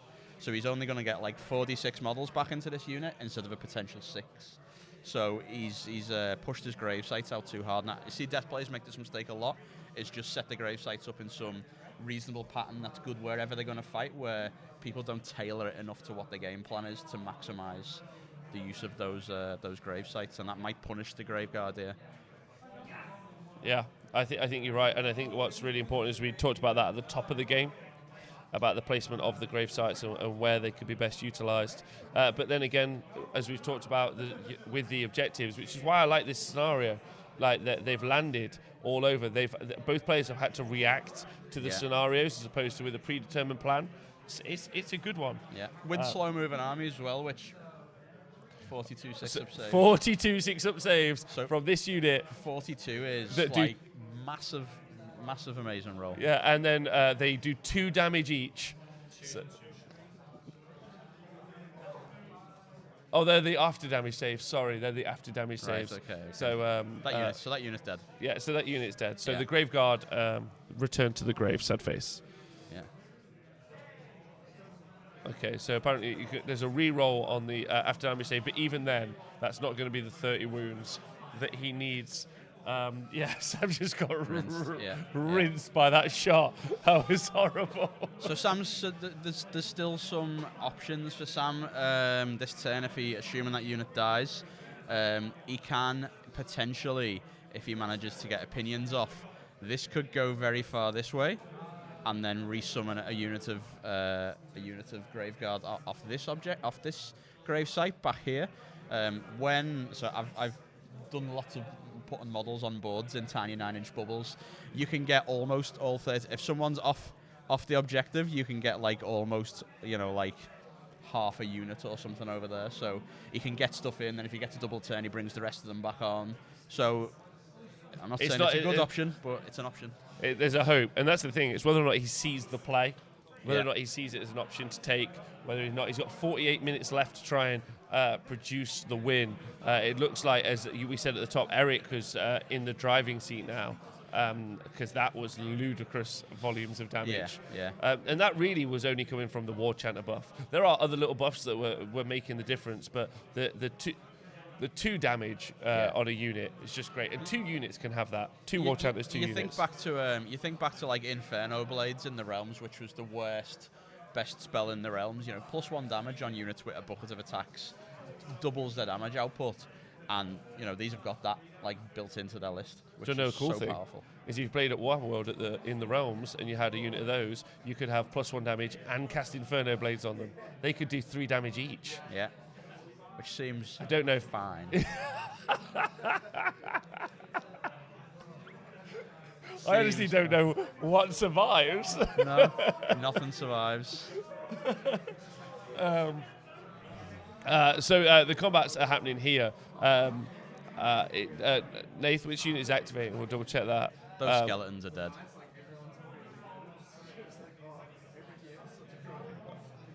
So the skeletons are 4, and they've killed 1 Uruk. Just 1. So I think like you, they are in a tough spot. So it's really what Sam does in his next turn to counteract, hit back, bang. Can he do it? That's the question. Yeah, that is the question. And if he does do that, like a zombie dragon is almost certainly dead the turn after. So he's really got to do that, summon those, then get a double turn, and hope that in the interim, those graveguards get to kill a lot of things. So the War Chanter has killed 2 skeletons as well, so he's in amongst it. And then there's just this unit of 15 Ard Boys, this other unit of Ard Boys that are going to engage here. So lots of dead models for quite early on, really. It's turn 3, so lots of stuff can. I mean, it's a tabling. It's a pseudo tabling, really. Yes, but it's the capacity, like you said, baked into those points for the army are. The cost of the summoning to a degree. Whether or not they should be, that is a different conversation. But there is the potential to put those 300 points on the board twice. I mean, when you hear that thrown around a lot, oh, their points should reflect the fact they can come back. I don't think that's the case. I don't think it's even true. The points of these orcs definitely don't reflect the fact that they've got 2 attacks, 2s and 2s, 1 rend, 2 damage, right? Every army's got its allegiance abilities, so why does some have to pay for them, some don't? Yeah. It's definitely a really good argument, and it's definitely what you see some of the newer stuff, at least in Nagash as well. I think stymied and hit with a nerf bat, but also sometimes I think units like this and armies like this are still good. I just think they fall out of favour. People just pick up the new because it's the new. It doesn't necessarily mean they still have one of the strongest mechanics you can have in the game, which is you can put large amount of bodies on the board, which are basically immune to battle shock if you sort it out right. And that's great for scoring objectives. Yeah, that's a great build to an army. One of the things that's the hardest thing to beat, which is exactly what we're seeing here, sometimes you can beat armies that have got funky new mechanics, like Death can beat Slaanesh, because Slaanesh have got lots of damage output, but Death can have lots of ethereal saves, and you can sort of work around that. But what's really hard to beat is efficiency. As well as we have rules creep, we have like efficiency creep. Like in what we see in the Ard Boys here, 270 points for 15 wounds of 4-up save, and they're 3s and 3s, whereas traditionally they might have been 4s and 4s as a battle line unit. They've got a rend they didn't used to have. We get that efficiency creep up, and when you get books that are so far apart in time that their efficiency is so different, you get this situation. Yeah. You're right. And Legion of Nagash definitely an older iteration book. 30 wounds for 270 points is a really great way to look at it with a 4-up save. The only things I can think are Phoenix Guard, which are more survivable, but they've got 2 attacks each, 3s and 3s, red 1. I mean, if you think about it, 15 of them Orruks with 30 wounds and a 4-up save, and 60 attacks, 3s and 3s, 1 rend, is 10 points less than those 40 skeletons with 4s and 4s, no rend, and no save and throw. Yeah, that's a good point. Talking about those skeletons, they are returned to the grave, They are. and they're out. The war chanter can make himself a new drum Yeah, he with can. the leftovers. So yeah, he's got a lot of new beat sticks. A lot of new drumsticks. Yeah, he's got a load of them. He affects 4 targets now. So now Sam has got to make a decision. Yes. Yeah, max score there. Yeah, that's huge as well. But you do score every turn. The battle round numbers. So yeah, Sam on nothing so far. He's measuring now to see if he can go and get. So he might be go for this play, go for this, kill these, then get the double summon onto here. But he's still got these R boys that can just come back and do basically the same damage. The war chanter's here. Honestly, just having seen that, he's still got the Black Knights. He's still got the Black Knights here and the Black Knights here that can come around, but they are just hemmed in by terror. Yeah. By absolute. This is the enemy at the gates, and they've almost he's also almost made like a jaw shape. It's kind of awkward. Iron. Yeah, it's get some teeth. It's like we said earlier, you know, on turn 2 or something, what he wants to do is slam in and pin Sam in there. And obviously, he's killed his Graveguard, but even if all his 30 Graveguard was still there right now, what are they doing? He's just scored 3 objectives. Even if they tabled them across 2 turns, it would be too late for Sam to do anything now. And Agreed. I think this is a result of castling up very far back. Yeah, swamping is what I call it. When you're like, if you put yourself in a position where your opponent can just flood the board and flood you, which is why actually in the last game we saw Ben do so well with his Stormcast, because he took board control very, very early. Yeah. And then it was really tough for Raj to hit back. If Raj had any opportunity, I think, to get a priority roll, he would have maybe been back in it. But that initial play and that tactic to just control the board space. But like you said, Sam had the option of trying to control that board space earlier. And he decided not to. 6 mortal wounds, that's a big number of mortal wounds. So we're just seeing Var Transference being cast and doing 6 mortal wounds. That Vampire and Zombie Dragon is healed 4, so he's back up to 6 wounds. Not bad. You happy with that? Still good start. I mean, yeah, if he had any friends left, that would be a good position to be in. There's a Necromancer and a White King. There is, that's true. I mean, the White King is as good in combat as approximately 1 Orruk. Unless it's buffed, then he's worse. So yeah, it's all down to that Vampire Lord and Zombie Dragon and what he can do in the game, really. Also, he has cast Pinions, so Amethystine Pinions is going to speed him up, but is it going to speed him up far enough? That's the question. And wonder where he's going to go, because he's going to have to go somewhere. Yeah, got to find himself a little spot to sit in. I mean, personally, I think if I was moving the Zombie Dragon now, I'd be moving and saying I'm sitting halfway up this terrain piece. If he's got the movement. Would be what I would be doing, yeah. If he's got the movement to get there, yeah. Because it really just wants to be not in combat now and just in range to summon things and stay alive. And he also has to win the priority roll. He does, yeah. We are down to really playing some. What's nice though about Age of Sigmar, what I really do love about it is the fact that you're in this position where you've been whomped pretty hard, and there is an opportunity to bring it back. Like, there is that priority roll. Whereas if it was just you go, I go, you're done. You're done. Yeah. You're done. Yeah, you're right. I think I've never settled my opinion on that debate at all. I'm still 50-50. Like, that's good, but on the flip side, those situations happen more often because someone double turns you and makes it happen. So I'm 50. I think neither I go, you go, nor this are the best. I want to see some alternate activations or something like start bot to action. turn up. Yeah, like any other games really, I suppose. But it would be a very different game if that was the case, right? We wouldn't be playing Warhammer anymore. So. Yeah. I'm currently and always have been a big fan of the double turn. Yeah. I've rarely ever regretted. I don't think there's a situation where I've ever been perturbed by it. It's just the case. And I also think the whole game is a dice game, so like crazy things can happen. Yeah. So it really seems to flow with me. True. Anyway, we're still in the hero phase. Just our table boss bringing us all the hot gossip. I hope you guys have enjoyed the game. Ian, you've been amazing. Thank you very much. Thank you for joining us for this. Big shout out to our table boss, Nathan Prescott, as well, battling through illness to do that. And also, don't forget to join us for Game 3 later, and also Games 4 and 5 tomorrow to see who is going to be the champion. The champion. Is it going to be Fire Slayers? Is it going to be Slaanesh? Will it be Orruks? I mean, there's a lot of Orruks in the room. There's not that many Slaanesh in the room. There is still, quite a few, but you know it's there. It's like the boogeyman. You know you're going to have to fight it somewhere. Or not fight it, because all your things are dead before you get to roll any dice. Not salty. I mean, I own this army and I'm still this salty. It's really interesting. We just get an update from our table boss where we're at. I'm not sold. And I can see why you're nervous. I'm thinking about if you have a teammate. Okay. Seraph says you're doing great, Ian. There you go. Thanks. There you Thank go. you very much. All the way over from Greece. Those compliments. Are we going to see the Irish win it? The Northern Irish, Colin Cochrane. Is he on 2 wins? Could he potentially take...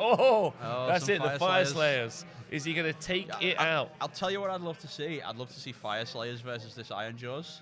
Because that's, 2 big armies that put out, insane amount of damage numbers. One of them's got best survivability, but the Orruks have probably got the advantage in offense. And neither of them move very fast. I mean, they're not super slow. Colin's looking at me like I play Vostok. Thank you very much. I'm fine.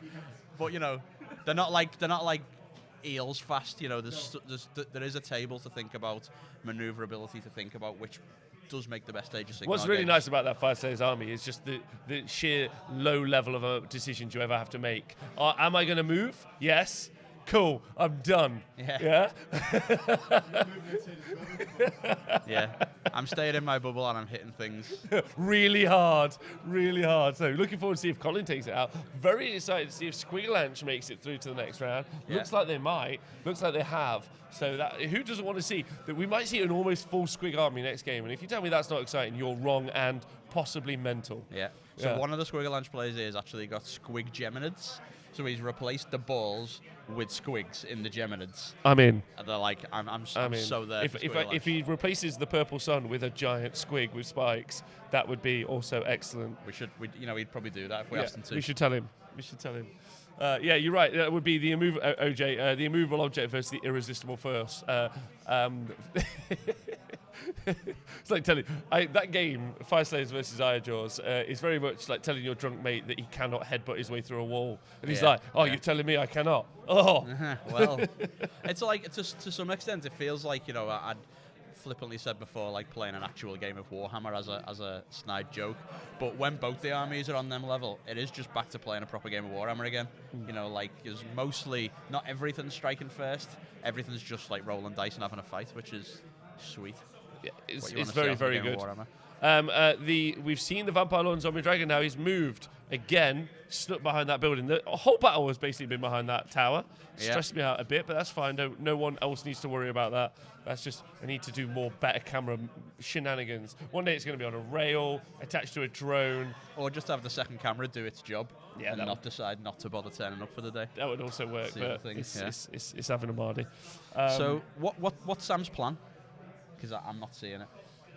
Charge, kill everything, get a double turn, summon, twice, win the game.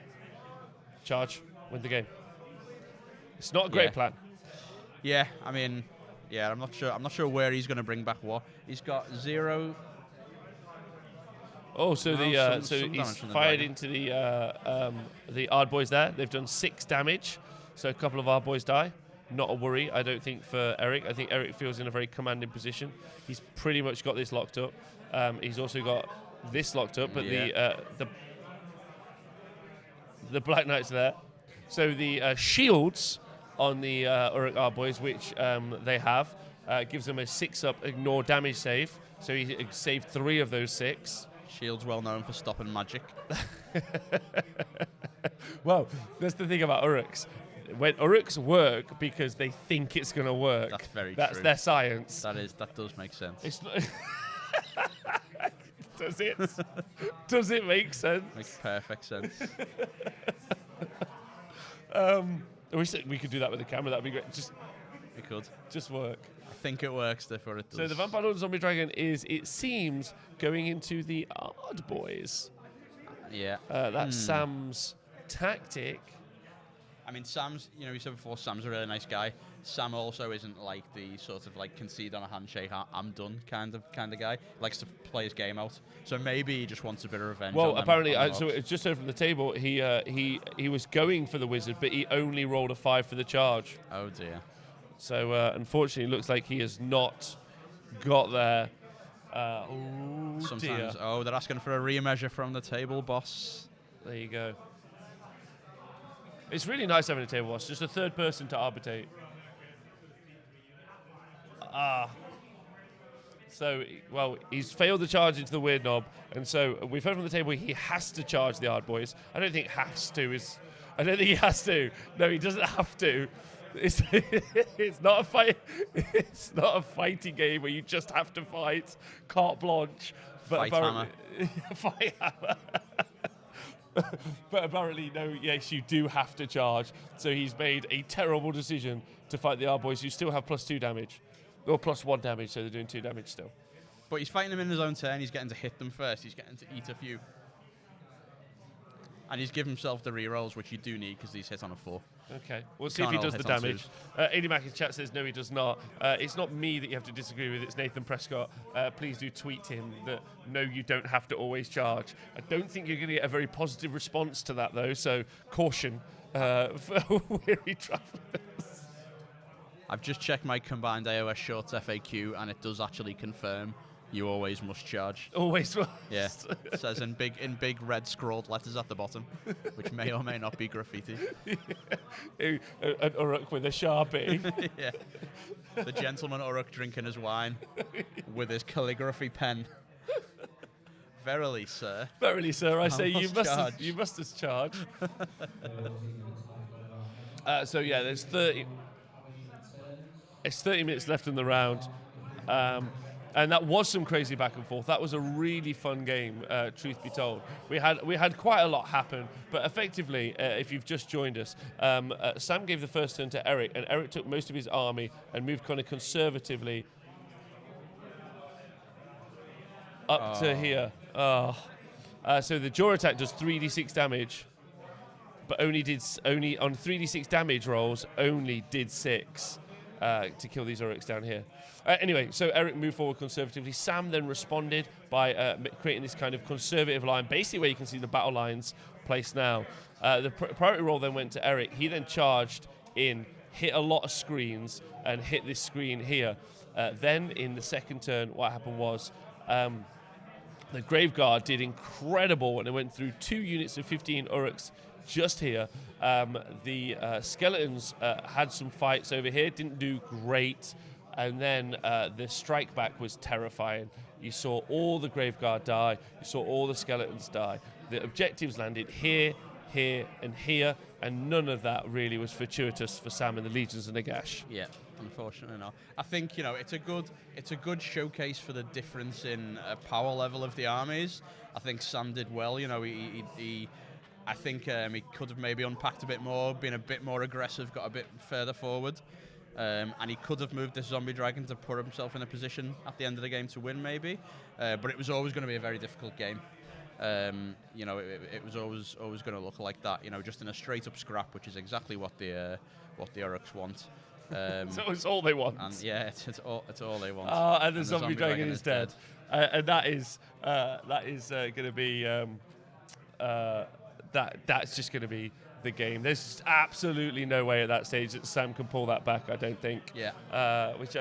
Just great game though. Really, really interesting. Good game of Warhammer. It's the best thing about that game for me was that people have been able to see the power of the Graveguard. Yes. Yeah. Yeah, and it inspired you to maybe even put the Graveguard on the table again? They all died and he lost, so I hate Warhammer again now. So we're back to parity. We've had such an emotional roller coaster. This is the roller coaster of my life. This is the way it goes. This is Ian, by the way. I'm Rob, and that was round 2 of the Just Play Series GT, the autumn one. So we've got round 3 in about an hour, and then we've got rounds 4 and 5 tomorrow. But wicked game. You got any takeaways from that? Anything that you think people can learn from? I think there's definitely, if you're watching this and you never played Ironjawz or read the book, as is a tendency for a lot of people, you've now seen what they can do. Big learning experience just from watching that game if you're going to go to a tournament in the near future, seeing how they can do. And I think there was definitely a lesson in there about not unpacking your army properly, even when you're scared of the opposing army, to put yourself in a position to win the game. Because even if Sam had have ground through those orcs, he would have lost on victory points by turn 4 or 5 anyway, so he needed to really play aggressively and hope for getting his double turn when the orcs didn't have their buffs up to really hit them again. Yeah, and again, it's a bit of an older army build as well. The ability to not... the Vampire Zombie Dragon just isn't the monster that it once was. There's just a lot of output out there now that can do the work. I mean, he took so much damage from the mortal wounds from the Weird Knob, and I think actually that's the thing that really Nathan has been expressing to me is like, I'm going to clear your screens, and I'm like, what, with a spell? And now I've seen it, I'm like, oh no, you really are. Yeah. You're going to punch a hole through my army, and then those Ard boys or those brutes, probably not the brutes, but or the gore grunters, they're going to go through that line. So you just be conscious of that, and be conscious that there seems to be shooting in those Orruk lists that we haven't previously thought were there. Yeah. That's normally their issue was they don't fly, they're going to hit the screen. They do Now, one thing. now they can clear the screen, and that was my lesson that I took away from that. I'm like, I had not expected that volume of output, and that probably would have cost me a game at a tournament. Easily, yeah. Like, easily. It probably cost Sam that one. I'm sure he didn't know. We were going through the book at the table at the start of the game, so he probably didn't know everything that was about to happen either, so probably a bit of that there too. Yeah, some good life lessons. All right, well, Ian, thank you very much. You've been amazing. Thank you. Big shout out to our table boss there. You've been great. Thank you to everyone on Twitch. You guys have been wicked. Thanks for watching. If you've liked it, subscribe, share, do all that business. That would be great. Thanks very much. Join us again in an hour for the next game. See you soon.